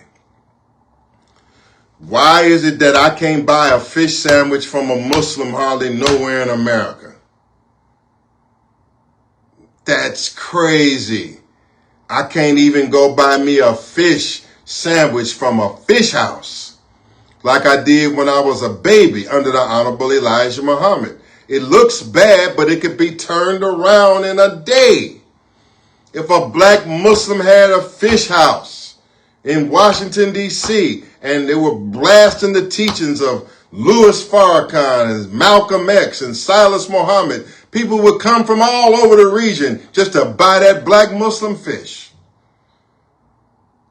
But see, somebody had got to preach this message. Some group of Muslims got to get together and drive on this, man. And I'm trying to tell you, it can return. Man, this can go on forever. This is not just something that somebody did years ago. Look at what Brother Rizza's doing. He was invited here, but Brother Rizza's taking the herbs and the herbal medication, and he's making him some herbal medicine, and he's working in the health field. Man, I'm gonna find Brother Rizza. I'm not gonna let him get away from me. I'm gonna find him. All the Muslims that is doing business and producing products out of the earth, we all need to come together and share our products. Attorney Malik, Sister Princess have a question for you. Finally. Yes. Assalamu alaikum. Wa alaikum salam, ma'am. Yes, sir. I just wanted, instead of waiting for you to call me, I said, let me ask this brother right now. And I want us to join forces and everything that you're doing with raising and uplifting and everything about the teachings of the Most Honorable Elijah Muhammad. I want us to do that on a grand level. I'm Princess for President 2028. We need a candidate that's just going to put us in there, and then we don't have to ask any more questions. So this is what I want to do. I'm born and raised here in the Bay Area, Oakland, San Francisco. And since I was in my mom's womb, we've been in the nation. So I remember the black cleaners, the black Muslim bakery, the mosque, the Savior's Day, all of this, the whole black Mecca that we had here in Fillmore. So all I want to do is get everything back. Everything that's supposed to be ours, which is the whole planet, we're going to start here in America and then reach out to the other countries. So, yeah, can I get a yes? Yes, ma'am, you can. You can get a solid yes. And thank you so much, Sister Princess. You running for President of the United States? President of the United States of America. You got big goals. A whole lot. Oh, it's going to be tiny when it comes to God, because this was already divine. It was already written. I've been in the nation, so I've seen a whole lot of things with COINTELPRO, so I'm able to nip a lot of stuff in the bud so that the black Muslims can rise again. And not only black Muslims, but all of humanity, black people, everybody. We need to be able to get along, and the death and the suffering and the killings, we get to stop that. The mass incarceration, I have a solid pattern and proof behind all of it. So I'm grateful for you offering and hosting this, you and your whole entire team. The teachings of the Most Honorable Elijah Muhammad is what's missing in this world. Is really why it's in the condition that it's in. Hey. Because I remember being a little child and everything around me was black. And everybody had their black businesses. The FOIs and the Muslim brothers was knocking on the door, getting the meat orders and everything. You can't wipe away memories. They was doing what at your door? They was knocking at the door. They got the little pad. They write down what meat you want and what you want, and then they're gonna bring it back the next day. The fish, everything. Hello? Yes, everything. Okay, so let's stop right there, ma'am. I'll tell you this. If you, beloved, will show me that you can help to spark black people to do better economically in your campaign and lead by example and show me that you got a program for black people to do better economically, we will support you for President of the United States. Because I don't want nothing to do with that job, but that might be for you. You got it. But you got to, if you show us that you got some economic sense and leadership, then we and you going to have some serious talks. Oh, we going to have a serious talk then, brother, because my number one thing is the reparations. You see, I have a lot of document. My grandfather, he opened up the mosque here in San Francisco. We had cleaners. We had all kind of stuff. So the reparations, everything. But it has to start with giving back to blacks first. But all of humanity is going to aid in this. Everybody, all the colors, it's just going to harmonize. So I appreciate you. This is the number one thing that's missing from the world. And the truth, that's what it is really the truth has to come out. So you're bringing this, offering it to the people. I'm so surprised that there's not more people here on the Zoom. I'm really angry that they're not here. You know, it should be a whole lot more, but whoever is supposed to be here is here. So I'm thanking the ones that's already here. We're networking together. This is our day. This is our time. Everything, the factories, everything, we want it back. Yes, I got questions over here. Yes. And I'm going to come to that back here. First of all, I want to thank you. Yes. You can text me at 240-688-0735. 240-688-0735. And let's 35. Let's talk, and we talk further. Okay. Thank you so very much. I love you, my brother. Love you too, Queen. Yes, thank you so much. I love you. And I've been here. Look, I was at the Million Man March when the women were instructed to stay home. I had to be there. So this is it. This is our time. All right. It is right now. You. Okay. Thank you so much. Okay. Couple of quick points. Princess for President 2028. Come on, black sister. Yes, baby. Yes, ma'am. Hopefully you get control of Donald Trump's military, and I have advice for you on just where to send missiles and planes, and we'll have a private talk about that when you get in office, okay? But if you finna get control of that beast, I got some serious talking with you about what to do when you get control. We're taking down the synagogue of Satan, and Trump is going right along with them. Okay. All right. Now here's where we are, black people. Let's give her a black hand. Bring me back to the center, Sister Tahita. Love you too. We're going to come back with some more questions. Now y'all speak up now.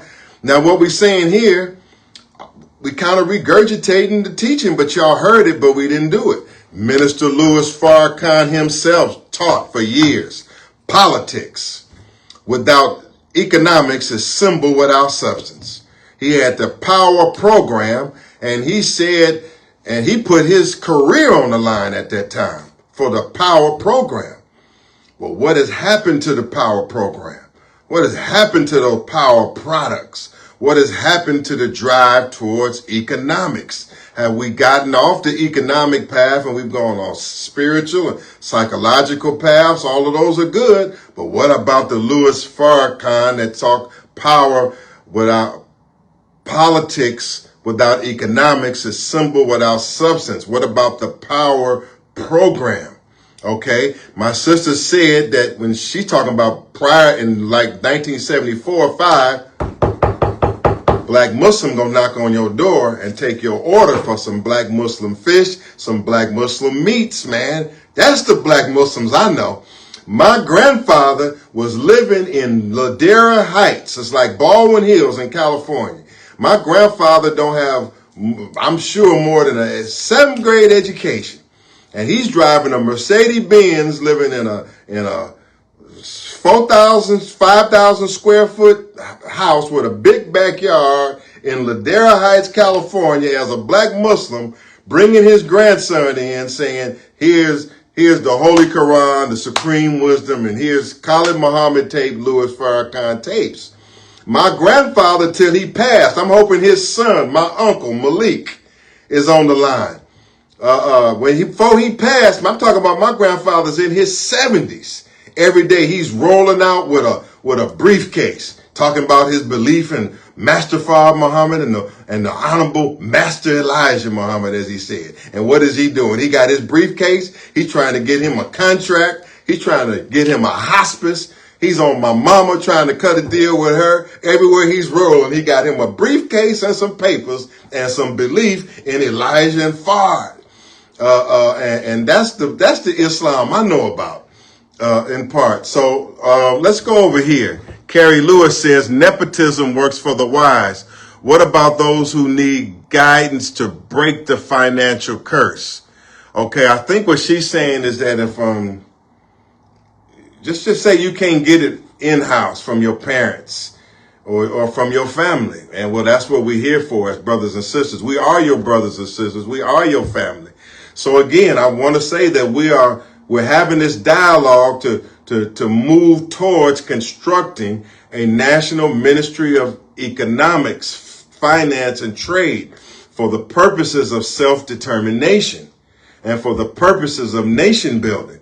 We're having these conversations so that the business people and the economic people can come together and get to know each other, and so that we get in the same space with each other. Then we're going to be on the same websites and information channels with each other. We're going to start providing you information and resources. And sister, and then you can call me straight up. I can't vouch for everybody. I can't say I'm the greatest at all this, but I know something. And if you want to know about the fields that I know about, which is law, which is real estate, which is human services and medical services, then let's have a talk, because I'm a small man, but I still got 40 employees on the payroll. I've cut a payroll in different businesses for 40 employees for 52 weeks for 20 years. That is, I think if I'm not missing it, that's 1,000 weeks without missing a bi-weekly payroll. All praise is due to Allah. 1,000 weeks with 40 employees without missing a bi-weekly payroll in 20 years. And that's a blessing. Now, I'm here to tell you, look, if I can do it, and y'all know that I've been in the Black Panthers and the Black Muslims, and y'all ain't got to go through it. If I can do it from that position, and even coming out of that oppression. There's oppression you get would come from the field that I'm in. Dr. Aleem know about it. Dr. Khaled know about it. And if I can do it, and y'all not even facing them kind of attacks, you should just take off. You should just take over. I'm urging y'all right now to go get that nursing degree. Go get that nursing license. Become a LPN right now. Become a LPN right now. One of my students should be, it's a couple of my people here. First of all, let me say this. Get the LPN right now, licensed professional nurse. That's a career right now. Every time in all of these fields, they're hiring LPNs. And the LPNs is making them $75,000 a year, $80,000 a year. And you know who's in nursing school? You know what their names are? Their names are Ogunyahala. Their names are African names. It's the African sisters that's in them nursing garments all throughout Washington, D.C. and all these cities. Take a look at them. It's sisters from Africa that's LPNs and RNs, registered nurses. It's mainly African sisters that is out there. And they are making big money. They are forming their own companies. They're buying houses. And they're doing it because they went and applied themselves and just simply went and studied and got that nursing degree. Nursing license. How many black Muslims are LPNs? How many black Muslims are RNs? How many black people how many black women in America, or men, it's a male, female field. How many of y'all even want to be in the medical field as registered nurses and LPNs? Or if you just going to let our African continental brothers and sisters that we love very much, you're going to let them run away with it. I know RNs right now, they working for me and they working for the hospital at night, and these sisters are making almost $200,000 a year.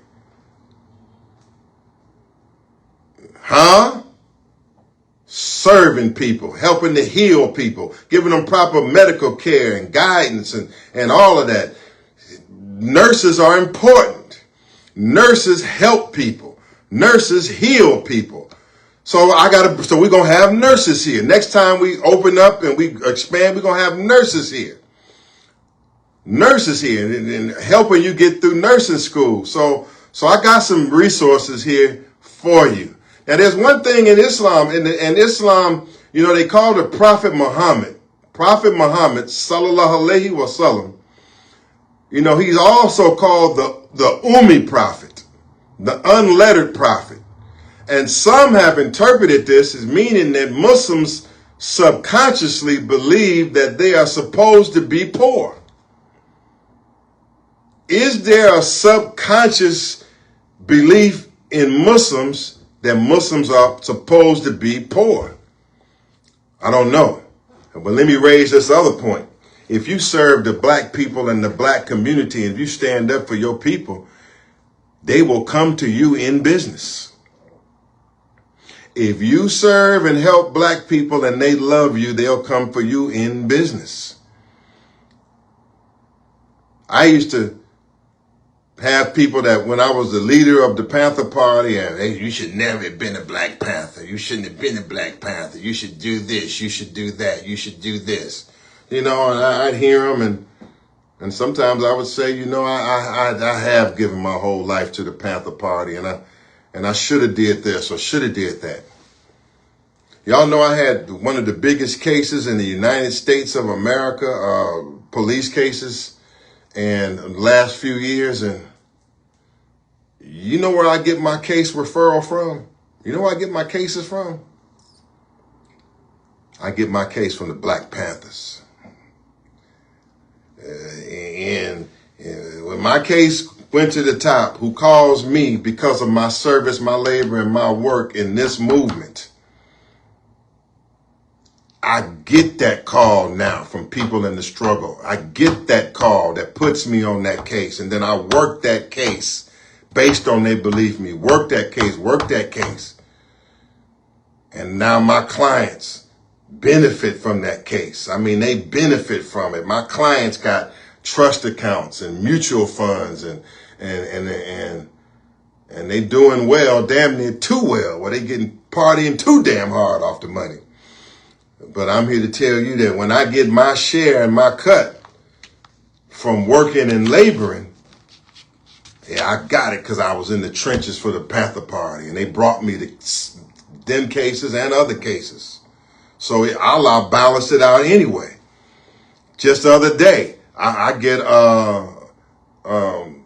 what's this? I got some big cases coming in, death cases, big cases. These cases, they're gonna have to take care of these families for what has happened. And if Atty Shabazz benefit from it, is I could say that, and I get the case from my role in the struggle. Black Panther bring me that case. Akbar brought me that case. My beloved brother Imam Akbar. He may not make it on time for the Juma, but he be on time with some other stuff. So if he's watching, I still love you, brother, and we 10 toes down, man.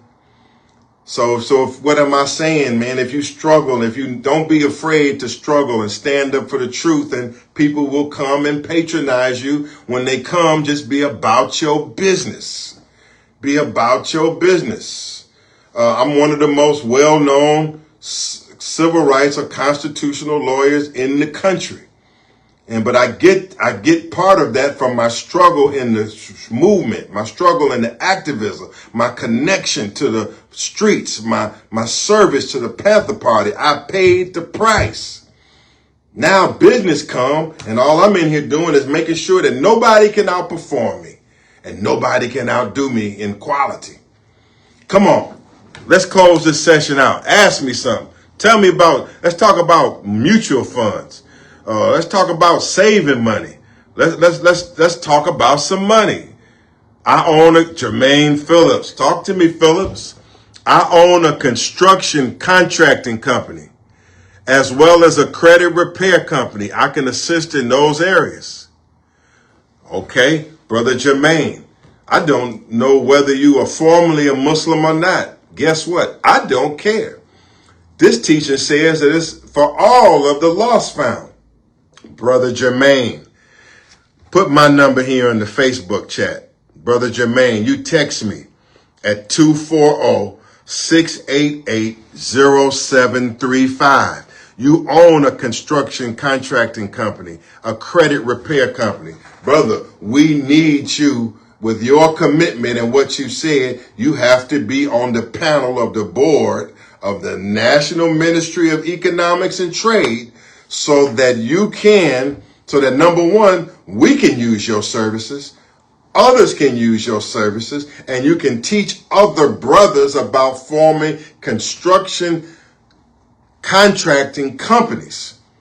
So this doesn't become just a criticism, it is converted to a reality, a better reality. So thank you, brother, you're welcome. No matter whether you're a Muslim or not, we need contracting experts.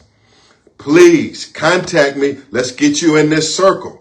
What they call this governmental structure.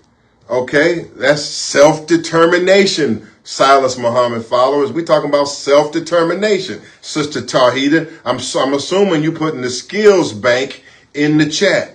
I'm assuming you putting the skills bank in the Zoom, the skills bank in my Facebook page, because yes, sir, I already did. Right, because what are we doing? I checked for you as well. It's past 8. All right, but give me a minute now. I'm closing. I'm landing the plane, but we making progress right now. I ain't just up here preaching. What am I doing? I'm identifying qualified helpers and giving them a role.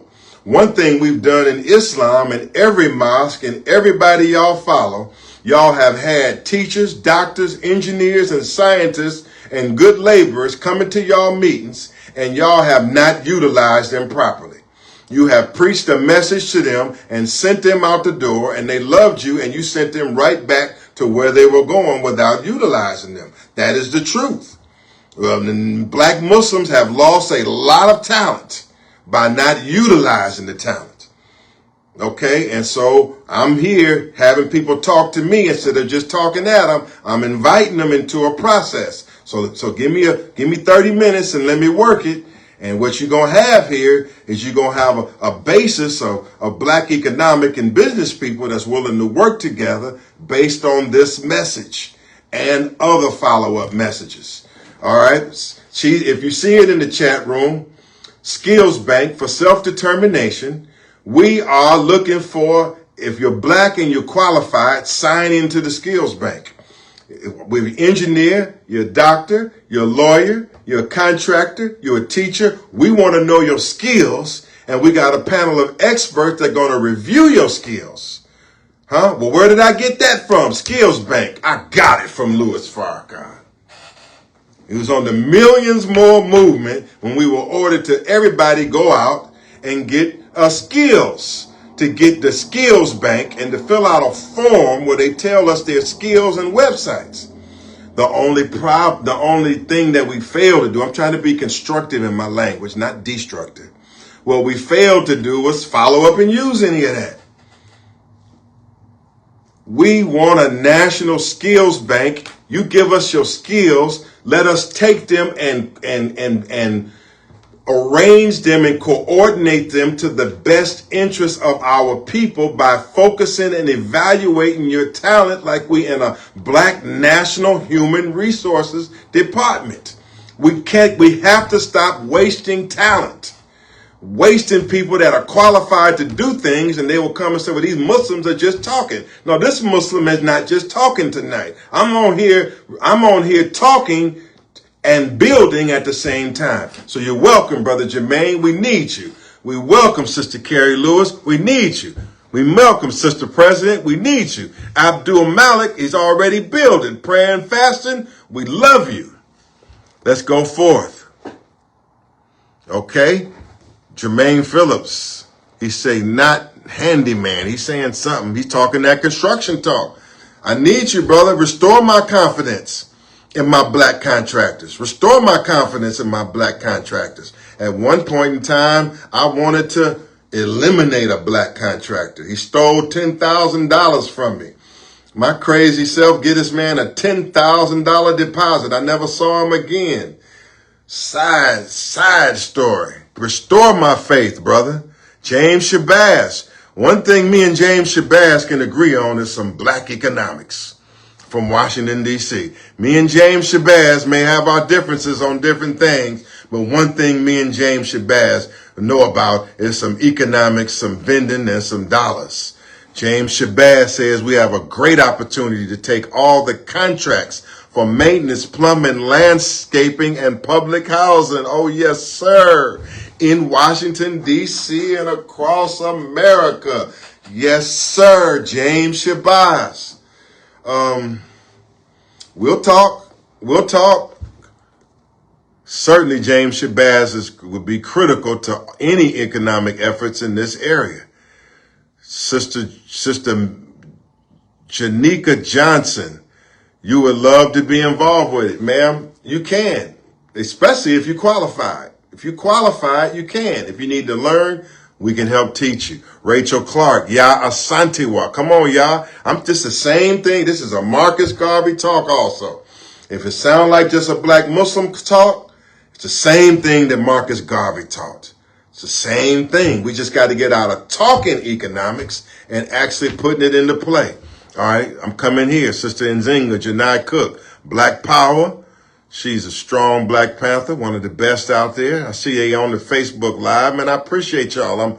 I'm two places live at the same time. Tougaloo College in Mississippi, Kevin Rudy Williams. Honor you, brother. Honor you, Kevin Rudy Williams. Thank you for your compliment. Somebody said here, Carter G. Woodson. Carter G. Woodson they talking about. Elizabeth, since the Afro-descended nation has a minister of economic, can we put interested parties with them? Of course. Of course. Of course. Our Afro-descended nation must be known for business. We must be known for business because reparations is due to us, but self-determination is what we can take for ourselves right now.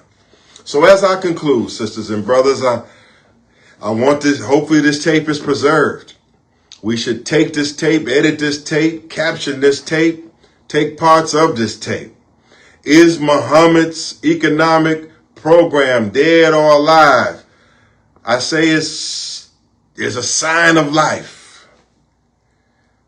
It looked dead, but there's a sign of life. It couldn't be all the way dead if what we heard on this line is correct. So there's a sign of life. There's a green leaf on top of Lazarus' grave. There's a green leaf there to let you know that there's a sign of life there. And Lazarus is going to get out this grave. But Lazarus got to take the medicine to know that he's in the grave. You can't be saying that you're God and can't even rent an apartment.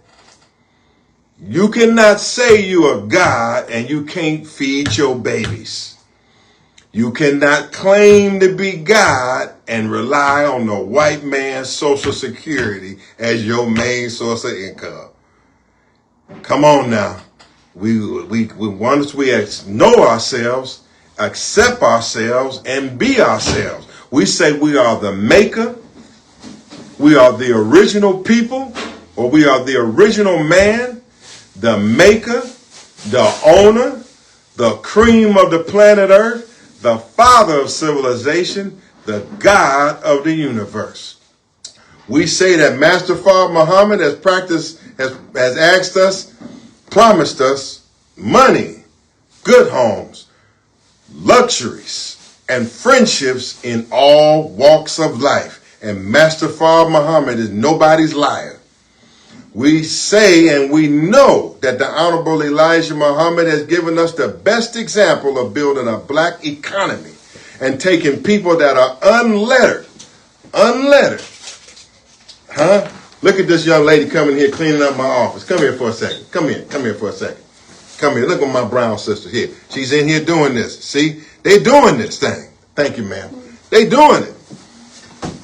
They got cleaning contracts in all of these buildings everywhere. Brown people everywhere. But we too bushy. I believe we can come out of it. We gonna come out of this, man. Okay. God bless you. Forgive me for any offensive things I said. My intentions have been good. This is night number 2 and the end of the economic program of this national tribute to the legacy and the program of the Honorable Elijah Muhammad. This is the end of night number 2, and tomorrow is the biggest day. Tomorrow is the biggest day. In the morning, we're going to tune in. We have something called deliberative dialogue in the morning. And that's going to start at 9 a.m. And this is going to be open for everybody. And this is going to be led by prayer and fasting and your immunity project. And I think you should tune in.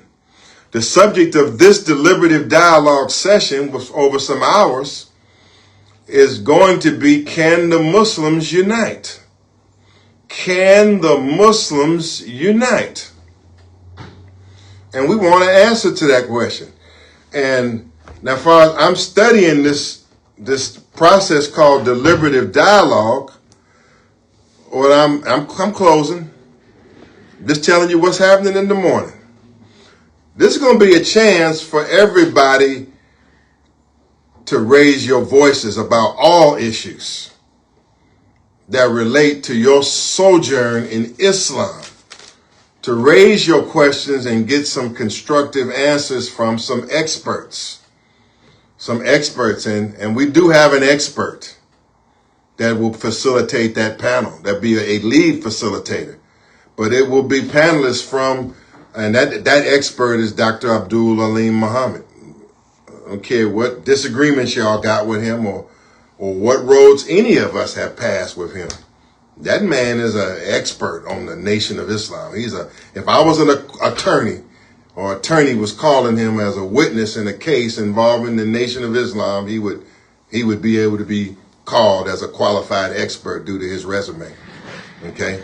And we got some heavy stuff to talk about, because there's a lot of wounds, there's a lot of trauma, there's disappointments, and it's hurting the Black Muslim effort overall. But through dialogue, through addressing grievances, through this professional scientific interchange that you will be a part of in the morning, things will get better. So the doctor will be in the house. And Sister Tawhida Sabri is going to be on that panel. She's an excellent representative of the Honorable Silas Muhammad. Of all of the Honorable Silas Muhammad representatives from the Lost Foundation of Islam, Sister Tawhida, through her experience, is now most well-trained to know everybody and respect everybody. She knows the Pan-Africanist. She's been in Burkina Faso. She knows Africa and the Pan-Africanist well. This Tawhida Sabri knows Silas Muhammad followers well. She knows Louis Farrakhan's followers. She knows the Black Panthers. She knows the Black Power people. So Tawhida is going to be right in there with Dr. Alim, and the Black woman can't be shy. Black woman, you can't be shy in this hour, because Allah is calling on you. Calling on you. And we're going to say this about women in general. Allah is calling on y'all leadership.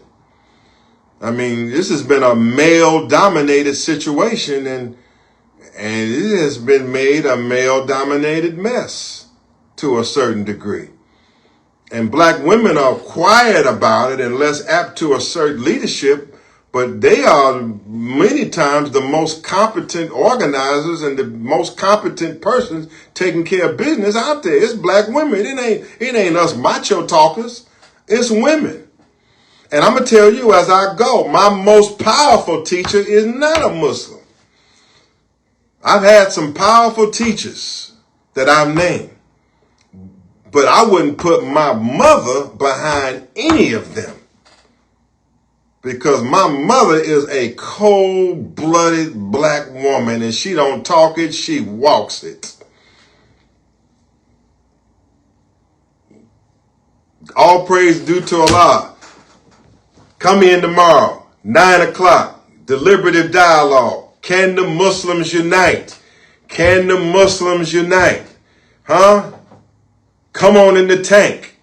Come on in the tank. If you tell us we're in error, if you say you in error, one time, you can't keep calling me. Don't end my broadcast. If you're telling us, Shabazz, you are in error, because you are not a strict follower of Minister Louis Farrakhan, and all of you all are a bunch of rebels and hypocrites. Bring it to the meeting in the morning.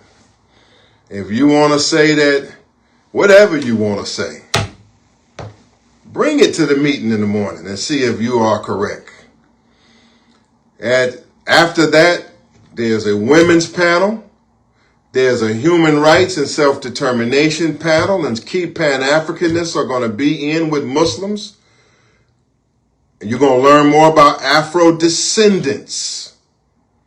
You're going to learn more about why Afro-descendants is being talked about in independent Black nations such as Burkina Faso, and why Afro-descendants is critical to getting you reparations. You're going to learn more about why the Honorable Silas Muhammad is a genius, and why he's a pioneer in his Afro-descendant nation. Why you may disregard him. Why I say that he is a pioneer and a genius, the Honorable Silas Muhammad, and he is ahead of his time with his legal declaration of Afro-descendants. You're going to learn more about that. Then at 4 o'clock is the big final awards celebration.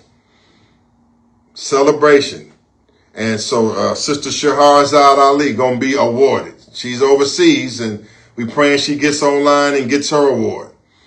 Honorable Harriet Abu Bakr, the wife of Honorable Silas Muhammad, we're going to hear strong words from her tomorrow. She's going to be awarded. The Honorable Silas Muhammad, for his tireless work amongst Black people in the wilderness of North America, Honorable, make sure, Silas Muhammad. It might be a little foggy on my screen. He's awarded. The Honorable Louis Farrakhan, he's going to be awarded. He's absolutely going to be awarded. I make sure of that. Son of Man, the builder in Mississippi, he's going to be awarded. Imam Alfred Muhammad, there's some people who come from the Bilalians, or what they call American Muslim Mission. They are our brothers. I must tell you this, that there are many there who love the Honorable Elijah Muhammad, and they came through the camp of Imam Wafdeen Muhammad. We're going to hear from Imam Abdul Malik, Imam Earl Abdul Malik, the successor to Wafdeen Muhammad, who had his Savior's Day, and he says he loves the Honorable Elijah Muhammad. Well, let's tune our ears in and taking all this history and ups and downs and fighting, and let's tune our ears in and hear what Imam Earl Abdul Malik Muhammad, the successor to Wafdeen Muhammad, let's see what he has to say. He's heard all the criticisms of Waf Muhammad over the years. He's heard the criticisms, and many of them were absolutely correct, for the record. But let's see what his spirit is. He said he would join. He's going to join. I'm only going to say this. I can't speak for the Imam. My opinion of the Imam is in my book. But I also have an opinion on some of those who went to his school. I took a Shahada at Masjid Al-Islam on New Jersey in Washington, D.C. Imam Akbar Abdul Karim. He is a leader in the Black Panther movement and is a staunch black nationalist. Akbar, whether he's on time for his Jumu'ah or not, he's still a revolutionary. Except when the revolution break out, he gonna be an hour late getting there, but he's still he's still a black nationalist revolutionary. So I'm gonna say this: everybody that was a Bilalian is not to be presumed Uncle Tom. And so I want to hear from some of them too. I want to hear from them tomorrow. And so we're going to be here. And that's it. A great program tomorrow. I've run my mouth enough tonight. And I'm going to break this fast at sometime here around whatever time this is. Gratitude for all of you. Assalamu alaikum. I'm gone.